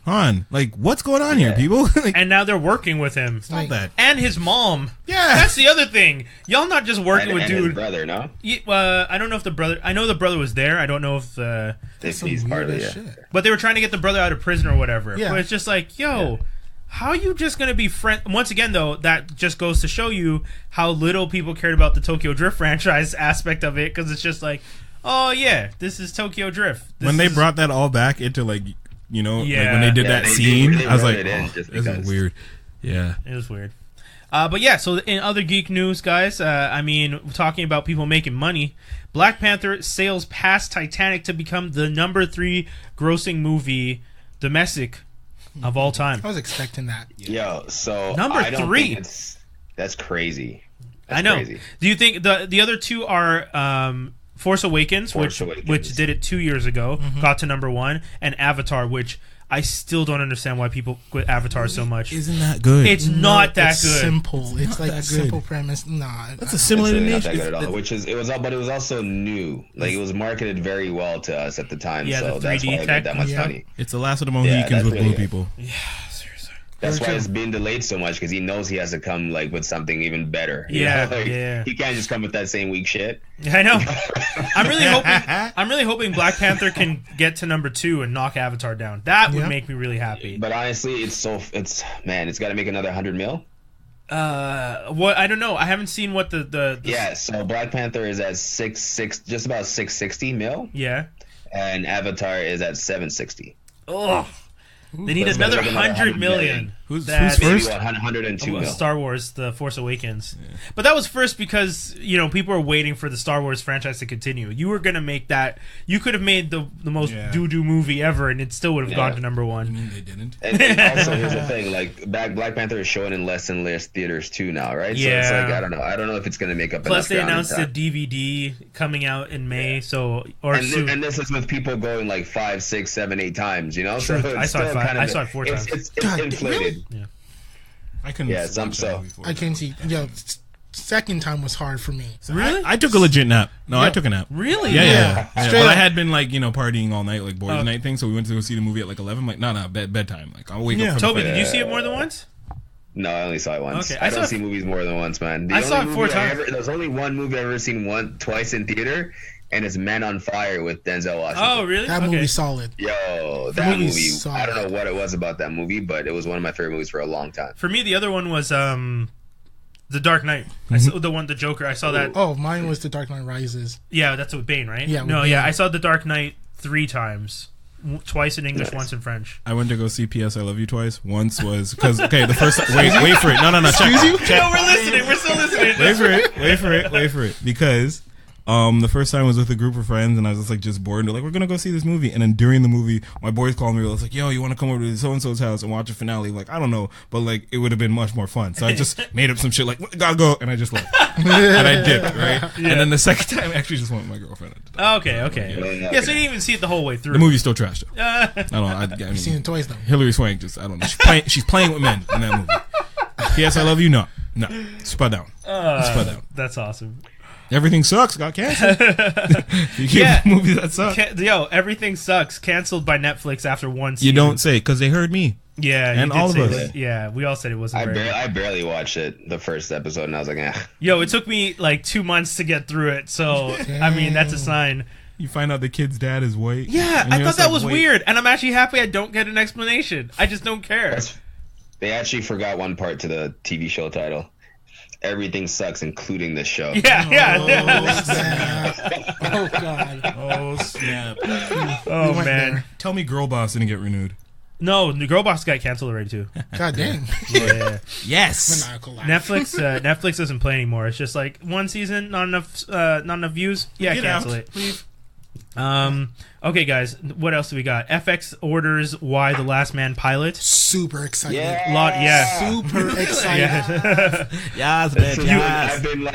I've been praying and waiting for this ever since I read it years ago. Yeah, I think I've talked about it many times on this show. Yeah, you have talked about it. TT, thoughts? Why is it so good that it deserves a show? Yeah. I know. That's an unfair question because I've read it and I know, but I was like, let's tell the fans. But honestly, even just saying that, I felt unfair. I was like, don't know. I don't really know how to explain it. You just have to read. Yeah, you really have to read it because when I read this, I was in high school, read this in the library, and I was like, this has to come out. But if it comes out, it has to be done right. Yeah, that's the challenge. It really needs to be done right. I think FX, because it's not a complicated story to depict on screen from the way, even just as the simplicity of how it's drawn. Yeah, but it's not even about the way it's drawn more than holy crap, I'm watching a movie. Yeah. In these pages, I'm literally watching a movie. It's so eloquently done. It's Brian K. Vaughn's best work. Yeah. Yeah, they storyboarded it. I mean, the storyboard's right there for you guys, so it's not too hard. They just have to kind of turn that into a TV series, and they could do it, and it'd be done really well. So, I mean, we'll see. I'm excited for it. I'm looking forward to it. I think that FX has been doing good things. Like I said, Legion before is really good, and I feel like they're gonna get boobless Amazons. Yeah. If you're gonna do Amazons properly, that's how you're supposed to do them. Historically, They used to cut off one of their breasts so that they could pull their bow and arrow, do their bow and arrow. Further. I want to see a does their breast get in the way? Yeah. Skinny's face. Okay. No, that's serious, bro. Dude, Skinny, read this comment. It's a good comment. I'll ship it to you if you want to read it. I have copies. I'll hook them up. Yeah, you're gonna be hooked. You're gonna be like butter, man. Other TV shows. Carl Urban has just been cast as Billy Butcher in Amazon's The Boys. I mentioned that one to you guys before. The Boys is is his comic series that was done by Dynamite. It's really, really crazy. And Carl Urban is going to be playing the lead character. Well, not the lead character. Hughie, I think, is the lead character. But Billy Butcher is definitely one of the most predominant characters in the story, and he's pretty damn interesting. So I'm really looking forward to that. These are the guys who get tired of superheroes and then go after and start killing the superheroes themselves. Yeah, they start and the superheroes are kind of like corrupt rock stars. Like they just take advantage of the fact that they're famous, and no one can really touch them. But who's going to stop them from them? Yeah, who watches the Watchers? I mean, that's the whole thing, right? God dang. Yeah. What else do we have? We have Jordan Peele to produce a Lorena Bobbitt docu-series for Amazon. Why do you want to do that, boy? See, that's the one that I wrote this one down. I wrote this one down because I just want to... Does anyone need a Lorena Bobbitt docu-series? First off. And secondly... Do we need it done by Jordan Peele? Yeah. He's just coming off of Get Out. He's doing other productions, but nothing's come out officially. Yeah. And then this comes out, and I'm just like, why is your name attached to this? Yeah. Why is this the thing you're doing? I don't know. Just read the article. Like, seriously. But I don't get it. So we'll see how it is, and hopefully it's... I don't know. Anyways, Anson Mount, who played Black Bolt in Inhumans. Mm-hmm. Horrible. I never watched it. Inhumans, I didn't watch. What's Inhumans? Yeah, exactly. Nice. Yeah. Did you watch the first episode, the pilot? Yes. Yeah, I couldn't watch past it. Really? I couldn't get past it. I struggled through. You got through the whole thing? The whole thing, and I felt like I wasted my life. Yeah. Did Karnak get his powers back at the end? The guy who can predict? Yeah, in a way, but like.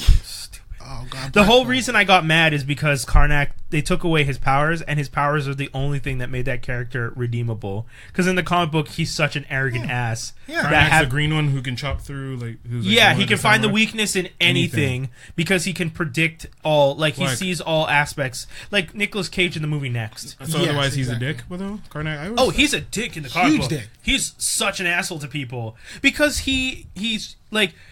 Even they did this one scene well in the TV series where he looks at the girl and the girl's kind of like flirting with him, and he looks at her and he's just like, I can tell you exactly how this is going to go, and he tells her exactly how it would progress with their relationship, and then it would just end this way. But he does that with everyone and everything. It's just like, I mean, we could have this conversation, but I already know how the conversation ends, so what's the point? And that's how he acts with people. He's Pretty just much all the time. And he's like that in the comic book. But I like it in the comic book because he has the powers, so it makes him interesting. But they took away his powers. They nerfed everyone. Yeah, dude, it was so stupid. Everyone. All their powers. Everyone. Yeah. Except for Black Bolt. Yeah. The one guy who needs his powers on hold. Don't get me started. Anyways, we won't go into it. Truth. Or is it yeah, and then sorry, what did you say? Burden of yes. CBC series Burden of Truth picked up by the CW for a summer run. I think we can all be proud. This stars Kristen Kriek, the girl Crook. That's it. She's still working. Yeah, nice. Well, she's back on CBC, right? So all those course, Canadian... Lana. Of course, you got off the CW and you're going right back to. What was that stupid ass show she was on? It was a high school based show. It was called Hold On because the guy who's in Edgemount. Yes, because she was on the original. Edgemount was so poor man's 90210 mixed with student bodies. God damn. Edgemount was such trash, bro. The dad on Riverdale was the other guy. Yes, he was like the love interest. God dang. Yeah. Oh, dude, it's all up there. It's useless, but it's up there. Yeah, true. But wait, which dad? Which Betty's dad? Yeah, Betty's dad. That's where I recognize that. Yeah, Betty's dad was the dad on the cool jock teen on Edgemount. And the nerdy dude was on Battlestar Galactica. Yes, and I think the Asian girl too. That I don't remember. I don't remember the other Asian girl. But yeah. That's one of the things I like about Canadian actors who make it onto like CW series because they're filmed out in Vancouver, so they get all this American exposure, and then all these Canadian networks. Just come right back. Yeah, they come back to like CBC and film in Toronto and Vancouver, and you're like, I could deal with it. But I like that the CW is picking up the show because they know she's a recognized face for them because she was on Smallville. Yeah. So this is easy money for them. They just pay CBC. CBC gets the exposure for the series. Yeah. Hopefully that means they produce more because that's one of the things I'm worried about for CBC. They don't get a lot of love, man. They don't get a lot of love. So. It's CBC, man. They're trying to do Corner Gas, and now it's Corner Gas cartoon or Little Mouse Gonna Perry cartoon. Like, stop it, guys. Why are they doing that? Corner Gas cartoon, not that bad. Not as good as a show, but it was pretty funny. Don't do that. Don't. I'm sorry. Stop. Thank you. Go on. It was a little funny. Yeah. Stand-up comedy. This one's a little sad. So for those of you who know stand-up comedy at all, Pauly Shore's mother, Mitzi Shore, who's kind of like one of the matriarchs of stand-up, she wasn't a performer, but she opened up the comedy store, which is where a lot of comedians get their start. Like, she was one of the people that really helped you. Right. If you guys watch the show I'm Dying Up Here, the Jim Carrey produced series, the woman in that show is based loosely on Mitzi's character. The whole, like, getting the divorce, getting the club from the ex-husband, all that stuff, that's Mitzi-ish. So she passed away recently at age 87. So it's Pauly Shore and his family are dealing with that. So our condolences to them because that's very unfortunate. But she had an amazing long career running the spot, and unfortunately it was her time. As man, I could imagine the crazy stories Pauly has. I was actually listening to him. I think he was on Joe Rogan's podcast. Probably, yeah. I had to guess. It was either that one or Comedy Bang, but no, it was definitely on Joe Rogan's podcast. And he was just talking about like his mom and like him growing up in the club. Yeah, and, like, exactly. Dude, I would love to see a documentary just about like his mom's life. I mean, what happened while she was around, like her perspective of the people coming in and out of the comedy scene. Right? That'd be a cool story. Yeah. That's why I think that the I'm Dying Up Here is kind of cool, and I'm hoping that they got her like notes as they went into making the series, because it really was. The series is based on her, like all the comedians, but also her. Like she had that influence. She like there's that one scene in I'm Dying Up Here where she tells the guy to change his name. Supposedly Mitzi did do stuff like that. She would tell people, you should be changing your name. Damn. Yeah. Your name sucks. She's been around. She's seen. She knew the industry. Yeah.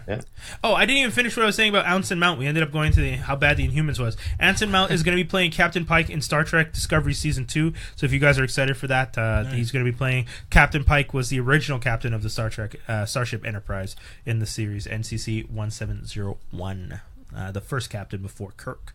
So that's going to be pretty cool. This is the first Star Wars show that has me hooked. I'm actually Star Trek. Yeah. No, I know. Sorry, Star Trek. I said Star Wars, so I was thinking Star Trek. And then what else do we have? I think that's pretty much it for our geek news.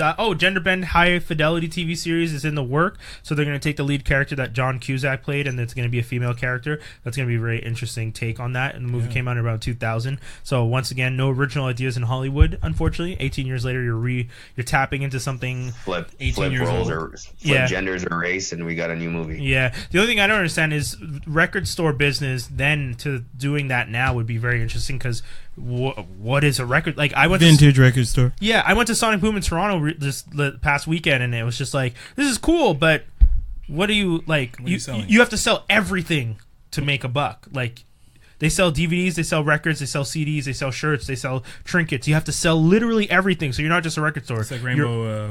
You're a random store. Or whatever. So that, and then one last thing for two more things. Comic book news: DC's Catwoman to star a new monthly series from Joelle Jones. Some people are excited. She's a very, very good artist. So, and the character has been remodeled. Ed Brubaker did a good job a couple years ago. So this is a good opportunity for them to continue, especially since they're going to be moving her out of the Tom King storyline that they've been doing in Batman. Oh yeah, because she's going to be marrying Bruce. So she doesn't need come again. Yeah, Catwoman and Bruce are engaged. Come again? And you knew it was gonna happen. And the Joker. Yeah, but like. Yeah, the Joker is like gonna come in, and I think the Joker kidnaps one of them right before the wedding. Some crazy story is gonna be coming out. Okay. As expected. Also beat up 3 speedsters. I don't even want to talk about that. That was great. Don't want to talk about that again. I just felt like he was so surprised about this one. Let's just open up the whole Yeah. God damn. Yeah, she beats up all the speedsters in the current universe. Yeah. How? Yeah, dude. Oh man. DC gotta is read it, bro. But I'm actually reading like Superman Rebirth. Yeah. It's in Batman Rebirth. Then she does it. Yeah, it's the most recent Batman issue, like 30 something. right after the war of jokes and riddles. Yeah, where it's where Batman's telling Catwoman the story of like how they first met and how the Joker and the Riddler were having a war. And at the end of that, the next story is with Poison Ivy, and in that story somehow she, yes, the speedsters were being controlled by Poison Ivy, but somehow Catwoman took out all three of them as all three speedsters were running at her. They were nerfed. That's so stupid. I know. God damn. It doesn't make any sense. And then the last bit of news, and I think this is really going to change the landscape. Hulu and Spotify are offering a bundle package. For $12.99, you can get Hulu and Spotify for under one account. Stuff like that is going to change the industry. It's Do you the have same. Hulu in Canada? No, we don't have Hulu in Canada, so it's not going to affect us right away. But it's gonna, dude. It's not a matter of if we have it. It's going to change the way the industry is. Those bundle packages are going to be the exact same way the cable companies started out, and they're going to essentially turn the internet into like the same way the cable was. You want Facebook and Twitter and Instagram? Yeah. Because in the states, in the states, they just voted against net neutrality, right? So all this stuff is just going to happen more and more. Yep. Yeah. Yeah, you're going to have to pay extra for these packages, and these guys are going to bundle up together so you get them as a bundle through your internet provider, your ISP. This is, I don't know, this can change a lot for us down the road, and I hope people are realizing that the internet was meant to be something that connects people, and now it's going to be turned into something that's just to be monetized, and that really sucks. So that's why I downloaded all my stuff and I kept it. Y'all can come get me. All right, I'm gonna disconnect and have all my TV. Suck it. Yeah, y'all suck. So yeah, guys, we're going into a last quick segment. I mean, we're gonna try our best to make it quick, but we're making it quick. Avengers: Infinity War's prediction, guys. So it begins. Okay. First things first. Where is the last stone? The Infinity Stone. The I Soul feel like Stone? we all get to answer the question once. Okay. So we go around. Okay, Tobi, you want to go first? Where is the Infinity Stone? I'll let Skinny go first. Okay, go ahead. Wakanda. Yeah. Wakanda. Yeah. I'm gonna say Wakanda too. So I don't. It's almost too easy because they've deflected this question a lot, right? Yeah. Even they've actually said it's not in Wakanda. Yeah, but they could say that. I don't see how you. They also said Groot wasn't dead, and then turned around and said, "No, that's not Groot. Groot died. That's his son." Yeah, that's true. The Infinity Wars fitted from New Era has all the stones in it, and on the inside it shows you who had each stone, and the only stone it doesn't show is the Soul Stone. Yeah, these guys are. Yeah, they're going that deep. They're making sure they don't reveal anything. But I really do think. I mean, someone mentioned the fact that Captain Wakanda Marvel has it. Oh, that would be cool. They mentioned that Wakanda has that, the astral plane, not astral plane, but the ancestral plane. Yeah. And so people were saying that seems almost exactly what a Soul Stone would do, where it keeps your ancestors in a way that you could connect. So. Right. Because in the comic book, that's what the Soul Stone can keep you inside in a pocket universe. So. Yeah, no, it makes sense. So yeah, that's his thought. But I feel like that's a given, if anything. Yeah. Oh, as in it's almost too obvious. Yeah. Interesting. Okay. I don't know if this one will mean as much to people. Does anyone know who White Wolf is? I mean, people know. Like, he's the leader / half brother T'Challa. Yeah. T'Challa. Adopted brother. Yeah. Adopted brother, half brother of T'Challa, who leads the Wakanda Black Ops called the White Wolves. Yeah. Or Hatetzaru, I think is how it's the Black Ops. Yeah. So Bucky is called that. Yeah. At the end of the Black Panther movie. What does that mean for Infinity Wars? Why and how does it play into the movie, guys? What do you think? He's probably gonna. No, he doesn't need to train Wakandan fighters. That's the thing. No, but Bucky. I think they're not gonna give us the Bucky we're expecting. They're not really giving us much of what we think is happening in terms of like team ups and stuff like that. So True. I think Bucky is gonna stay in Wakanda, man. It's gonna be part of Black Panther's story. I think so too. Black Panther didn't really have a team. Actually, you know how like. Every Avengers movie, like for example, not every, sorry, Iron Man and Captain America all end up turning into like this team up movies. Yeah. Right? Black Panther didn't really get that in the first one. We just kind of saw the world of Wakanda. We didn't see everyone else. So this is kind of like the way to bring everyone else in. Okay. So I would see Bucky as White Wolf, and he's in BP 2. Same. I'm on that train. I'm just wondering how that plays into Infinity Wars, because that scene that we saw, I'm pretty sure is an Infinity War scene, the same way that the scene with Falcon and Cap and Bucky, where his arm is in that vice, that ended up being a scene in the next movie. They always kind of do that, right? Where that scene is going to be in the next movie. Check it out. At least more towards the end. I think it's at the end of the next movie. Oh, you think? Yeah, I think it's like the end of like after. Maybe not even the next. Maybe at the end of part 2 of Avengers, the second part of this whole Infinity War thing. I don't know. Anyway, it's not still part 2. That's the best part. Like it is part 2, but it isn't part 2. I don't think. Yeah, it's gotta be. They're not gonna be able to tell the whole thing. I don't think so. I agree. I think they can't. And you hope they don't. I hope they're not going to tell the whole thing. It's just going to be the ramifications of it that's going to affect 4. So it won't be called part 2 because whatever the bumbleclaw happened here is what they're dealing with now. I see what you're saying. Kind of like a new chapter. Kind of everything we've been seeing has just been one big long chapter, and this is like the beginning. Where you say we're going to see the resolution of Thanos, but like it's going to be okay. But what happened after? Yeah, like he's still going to be kicking. Like they're not going to kill Thanos. Hell no. But he's I don't think they can. What he does is going to be like. Which leads into who's going to die? Well, I mean, we have the Captain Marvel cameo, which they've actually said that she's not going to be in it, and then she said she's going to be in it, and then she said she's not going to be in it, and I don't really know what's going on with that. I feel like maybe at least a flashback. Nick Fury's in it too. I have something to deliver with this because they say they're not going to. Well, they say Captain Marvel's not going to be in it. They've also said that they're going to be like maybe a cameo from someone. Blah blah blah blah blah. Listen, and I need to ask everyone, especially our heads here, right? Yeah. The end of Guardians of the Galaxy 2, right? Adam. That cocoon, right? Mm-hmm. In years. How long ago was that? If Guardians 1 happened 3 years ago, technically, or 2 years ago. Yeah. And then Guardians 2 was 2 weeks after that. Yeah, 2, 3. That cocoon's done. Yes. Oh. Thank you. So you're saying Adam. What are you thinking? He's saying Adam's going to come. Adam's going to show up. Adam's coming. I can't wait. Like Omar, Adam's coming. I can't wait. Adam coming. Adam's coming. And here's the thing. If Marvel don't show up, okay, go. Okay, do they need? Okay, you know what I'm saying? I gotta frame this properly. If let's say forget Adam Warlock didn't come in, okay, and Captain Marvel did and helps them against Thanos, what do you think the resolution of that battle would be?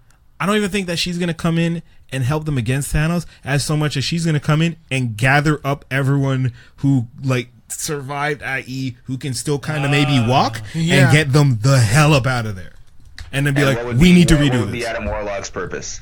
Adam Warlock's purpose would be the same purpose he had in the comics, where he came through to. I mean, he was created to defeat the Guardians, whatever. Like in this movie, she's like, I'm going to create him, but he probably realizes, this is bad. Maybe he has the Soul Stone. Oh, hot damn! Shit. I didn't even think about that. Because he's a factors in. Because like straight up, he's a cocoon. He's gonna be killing machine. What's like? Maybe he just gets a Soul Stone, gets a soul, and is like, I need to do something. I'm mad powerful. Who are you? Interesting. Shows up. It's very interesting. It might be a little reaching. It's a reach. It's a big reach. Might be a little reaching. It's a reach. I like it a lot. I actually completely forgot about this guy. I think they just mad people forgot about him.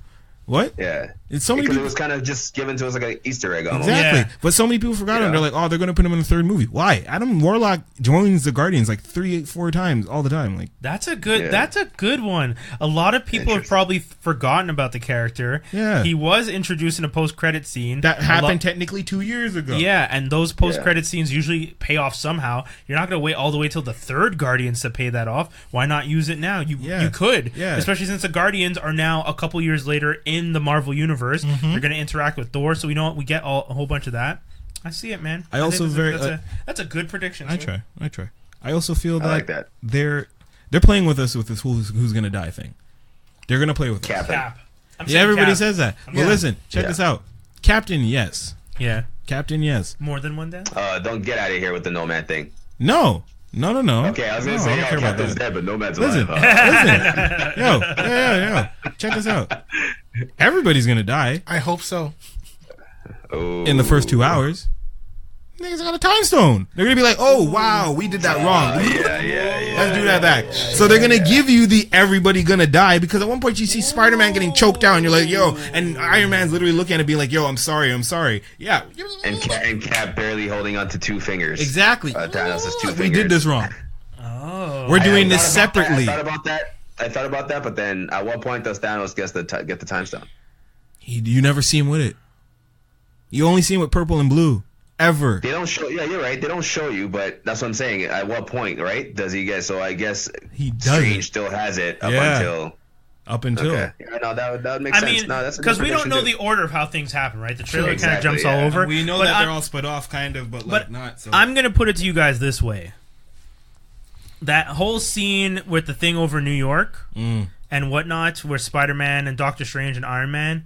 Yeah. As much as that is made to look like it's at the beginning, I don't see how you could do that at the beginning if Black Panther has now revealed himself to the world. And and Black Panther is not somehow involved. What do you mean? They have the tech to get to New York as quickly as possible. They have the more advanced tech. If those machines start showing up and they haven't gotten into Wakanda yet, no, that's second act. I feel like the machines show up in the second act. You think it's a second act? I think it's a second act. I don't think that's a third act thing. Well, okay. What's the first act? The first act's New York crash landing, turning things. The Hulk crash landing into New York and the Doctor Strange office. That's probably the first beginning. act is most likely Thor coming through, landing on the. No, first act is Thanos going through his ship, or either he landing on the Guardian ship and then him telling them what happened on his ship, and what happened to the Asgardians, and then you're gonna see that through Thor. Then he's gonna be like, "We need to stop this motherfucker. Yeah, y'all need to go to Earth." He's already going to Earth. Y'all need to go to Earth. Hulks. Yeah. Oh, okay. And then you're gonna see Bruce Banner's perspective from there. Yeah. And we know that Bruce ends up in Wakanda. Yeah. Because he's in the Hulkbuster suit. That's third act. Wakanda's third act. You think Wakanda's third act? Yeah. Final stand? Yeah, when everyone's like, listen, we shouldn't do this separately. Together. Avengers Assemble. Okay. I see it. You know, because T'Challa, you got a whole bunch of weapons here. And, okay. Yeah.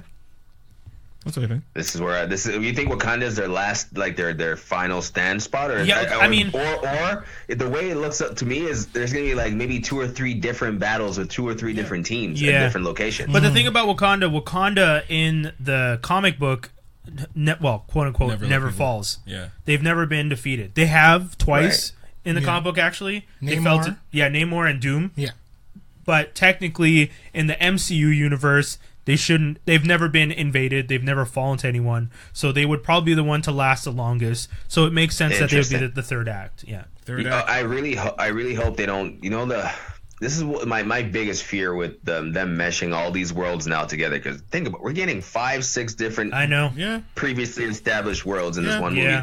I don't want it to be all jokey. I want it to be serious. There's a TV trailer, especially with Wakanda characters.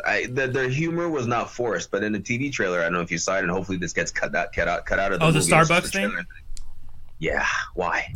Product placement. Yeah, true. Make us any money. Yeah, it's just nonsense. Yeah, like I just don't want those kind of jokes. Yeah, I feel like they're gonna have to try and put some. You know what? If anything, they're putting those kind of jokes because you need levity to some of the dark areas just gonna happen. You ain't seen your boy Strange pins all up in his face like Hellraiser? Yeah. I love that. I'm glad. I'm glad. That's why time's up. I want to see one thing. Okay, I really want to see Hulk die. You want to see the Hulk? I want because the thing is, remember in the first Avengers, right? Yeah. When Loki was like, "What? I am a I have an army." He's like, have a Hulk. We have a Hulk, right? Yeah. Imagine this: third movie, Hulk dies. Hulk ain't gonna die. This sets the tone. Everyone's like, "If Hulk can die, oh yeah, we have no chance." I want people I want the heroes to face to have despair. I want to lose hope. The problem with the Hulk is he won't. He's too loved. I know, but he won't let Bruce. The Hulk won't die. But what if he does die? And everyone's like, "Holy shit, what are we going to do?" I mean, in the comic book, the Hulk is one of the few people that Thanos says he'd rather. It's not that he's afraid to fight the Hulk, but he always says, "I'd rather just not have to fight him." Yeah, because he's just pure strength. Rage. And doesn't he kick the Hulk across the universe? Oh, that I don't know. I just know that Infinity Gauntlet. Possibly. Yeah. Oh, I don't remember. I just know that they fought, and that Thanos has said that the Hulk is one of the few people he just would rather not have to deal with. Yeah, if he can avoid fighting him, he would avoid fighting. Hulk is a powerhouse. If you want to go, who's gonna die? They're gonna do it like this, and they're gonna really kill people. Because this is where the time stone's gonna come into, right? They're gonna do very much. They tend to always reflect what happens in the comics too. Sometimes they try, right? Okay, War Machine dead. Black Widow dead. Oh no. Okay. Right? Steve dead. Iron Man dead. Okay. Now, who stays dead is what we're going to be figuring out here. Okay. I see what you're saying. So, all these characters will probably die, but I see War Machine dying just because Don Cheadle he got nothing else to do. Very true. He doesn't have anything else to do. Unless he's kind of just the comedic relief to Tony. Unless he's in the Iron Man story, he's kind of out of place in the Avengers. Yeah, become a plot and unless he kind of links up, unless he somehow knows Captain Marvel from like pilot days, Air Force, and that's which I would like them to do because they are together. Yeah, in the comic book. That would be kind of cool. And Thanos does kill him in the Civil War too. That's why I said he's gonna die. I think Cap stays dead. Moment of sacrifice. Yeah. As much as I love him, I don't want Cap to die because I don't want to see Bucky in that stupid Captain America suit, and I don't want to see them give it to Falcon either for no reason. Yeah. Oh, it'd be weird. I'd rather see Bucky. Falcon is someone else who's falling by the wayside. What? Sorry? Falcon and someone else? Is also someone else who's falling by the wayside. They can't kill two black people though. So if it's gonna be one, it's gonna be War Machine. We're gonna be raging now. We're gonna be raging. War Machine's way older than Falcon. Falcon's funnier with Bucky. Yeah. And T'Challa ain't going nowhere. Neither Shuri, neither is Okoye might die. Okoye might die. Shit. I don't know. I hope not. No, but man, they need Okoye for the second, but no Black Panther character is gonna die. Except for the dude from Get Out. He dead. He's a sacrifice. He dead. He dead. He already messed up in the first one. Exactly. So he dead. But wait till Tony yourself is just Wakabi's like his sacrificing best friend. Wakabi's a sacrifice. Oh damn. Yeah. Wakabi. So he's done. Okay, that's the predictions, guys. Drax might die. Oh damn. Well, he's been just wanting to kill Thanos. He's gonna be very true. And it was like, Drax. Okay, if it's not Hulk, then Drax. I'm with Drax. He's gonna be one of the people that dies before your time stone scenario. There you go. Oh shit! See, the time stone brings in a whole other because like once you realize, they used the time stone in Doctor Strange, so why would they not? Do you guys think what's his name? Who's the guy that at the end of Doctor Strange's movie? Wong? Mordor. Modo. Yeah. Is he gonna show up? I know he's angry at them, but in this situation where they need all the help they can get, you telling me this dude's not gonna help them out though? The world's about to be destroyed. As much as you hate everybody, that doesn't help you. Then you might as well say we're all the villains then. You know what I mean? What villains? That's not really the point. Yeah. But the thing with that guy is he's not as much a villain as someone who thinks they're misusing magic. Yeah, he's like, you guys are doing this wrong. Oh, I see what you're saying. Yeah, come in to try to help. You thinking is noble in that way? Yes. Yeah. I think that he'll put everything aside until it's done, and then we're back on. Keep in mind, I hope so. He wasn't trying to bring back Dormammu. He wasn't. No, exactly. So who knows? Caecilius. Yeah. That's it. That's my thoughts. That's my throwaway character that I'm like, maybe they'll come back. Okay, guys. Last quick one. How do we think they're going to wrap up the whole first main arc? How does this end? Thanos dead? Yes or no? No. Okay, no, I don't think so either. Definitely Avengers in shambles. Yes. I think they're definitely going to pull one from the comic book and just have Nebula mess them up. Okay. Because no one's going to think that Nebula's going to do it. Yeah. Okay. That's a good prediction. Look what he did to her, man. Yeah, that's true. She has some legit anger with him. Yeah. And it's fair. It's fair. Okay. And I think the rest of the Avengers are going to be hiding out in Wakanda somewhere, some secret place somewhere in Wakanda towards the end of the movie. And that's where we're going to see Bucky as White Wolf. Okay. At the river with Shuri. Dope. There you go, folks. That was all the predictions right there. I think that's fair. Kang the Conqueror coming. I'm just saying. Oh God. Just throw it out there. That would be intense. So, guys, that's the whole show. Damn show. Welcome back. That was fun. It's been a minute, but I'm really excited that we got to all come back because I do miss doing the show on the weekly. When we don't do it, I'm always just like, oh, we're not doing the show. But that's the end of it. So, Tobi, anything you want to tell the people? I might be bringing my Instagram back, man. I've been thinking about it a lot lately. So just in case, it might change next week. Yo, I can't keep up with you, man. I know, man. It's at that fit dude. I'm bringing my old one back. What?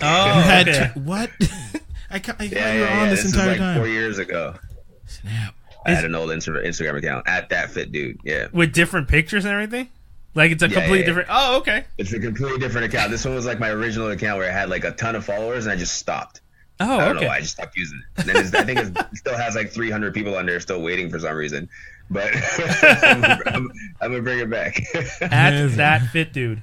I'm done with social media. That's a very good... Dude, how early on did you get that? Dude, that's what I'm saying. When I got that, that's why I never let it go. Seriously? Because, it's one of those. I'm like, how did no one get this? People can pay you for that. They'll pay you for the handle, bro. Exactly. You probably have mad like DM messages being like, "Can I please buy this? You're not even using it." Yeah, I haven't checked it in a while, actually.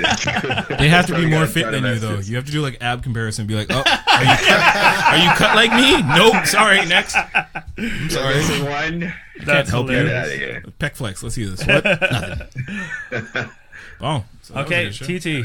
You want to tell us everything about your page, man? Well, you can expect a new review. I think it's either going to be Rampage or Truth or Dare. Okay. I'm leaning more towards Truth or Dare. Okay. So you can expect that most likely on Saturday afternoon. Okay. Like we usually post like just news and updates and like every single day. So expect dope. like 2 reviews a week at least. Oh, dope. Okay. Yeah. Cool. And once again, that was facebook.com/NXTREVIEWZ. Hoodway. So you guys check that out. That is NXT Reviews. Yes, and then put words to sleep in the hood. Put Z's at the end of them. Easy. Skinny, what do you want to tell the people? I review toys now apparently because my girlfriend made me. So you can follow me on YouTube, Action Figgy Skinny. That's Action FIGGY Skinny SKINNY. Yeah, double NY. And I put a review up on Sunday of the Marvel Legends Tiger Stripe Wolverine. This shit don't come out till August. I'm just on it like that. What up? Only person else who has this, the next figure I had is going to Hawaii, so that's what's up. Damn. That's what's up. You know what I mean? I'm going to be the first person to send it out to the States. So shouts to you, Plastic Addict, and shouts to everyone in the Syndicate group and it Marvel Legends Toy Group Canada. Everyone that follows, and thanks for the subscribers. Check me out, Action Figgy Skinny on Instagram, YouTube, and Facebook is still Skinny back there.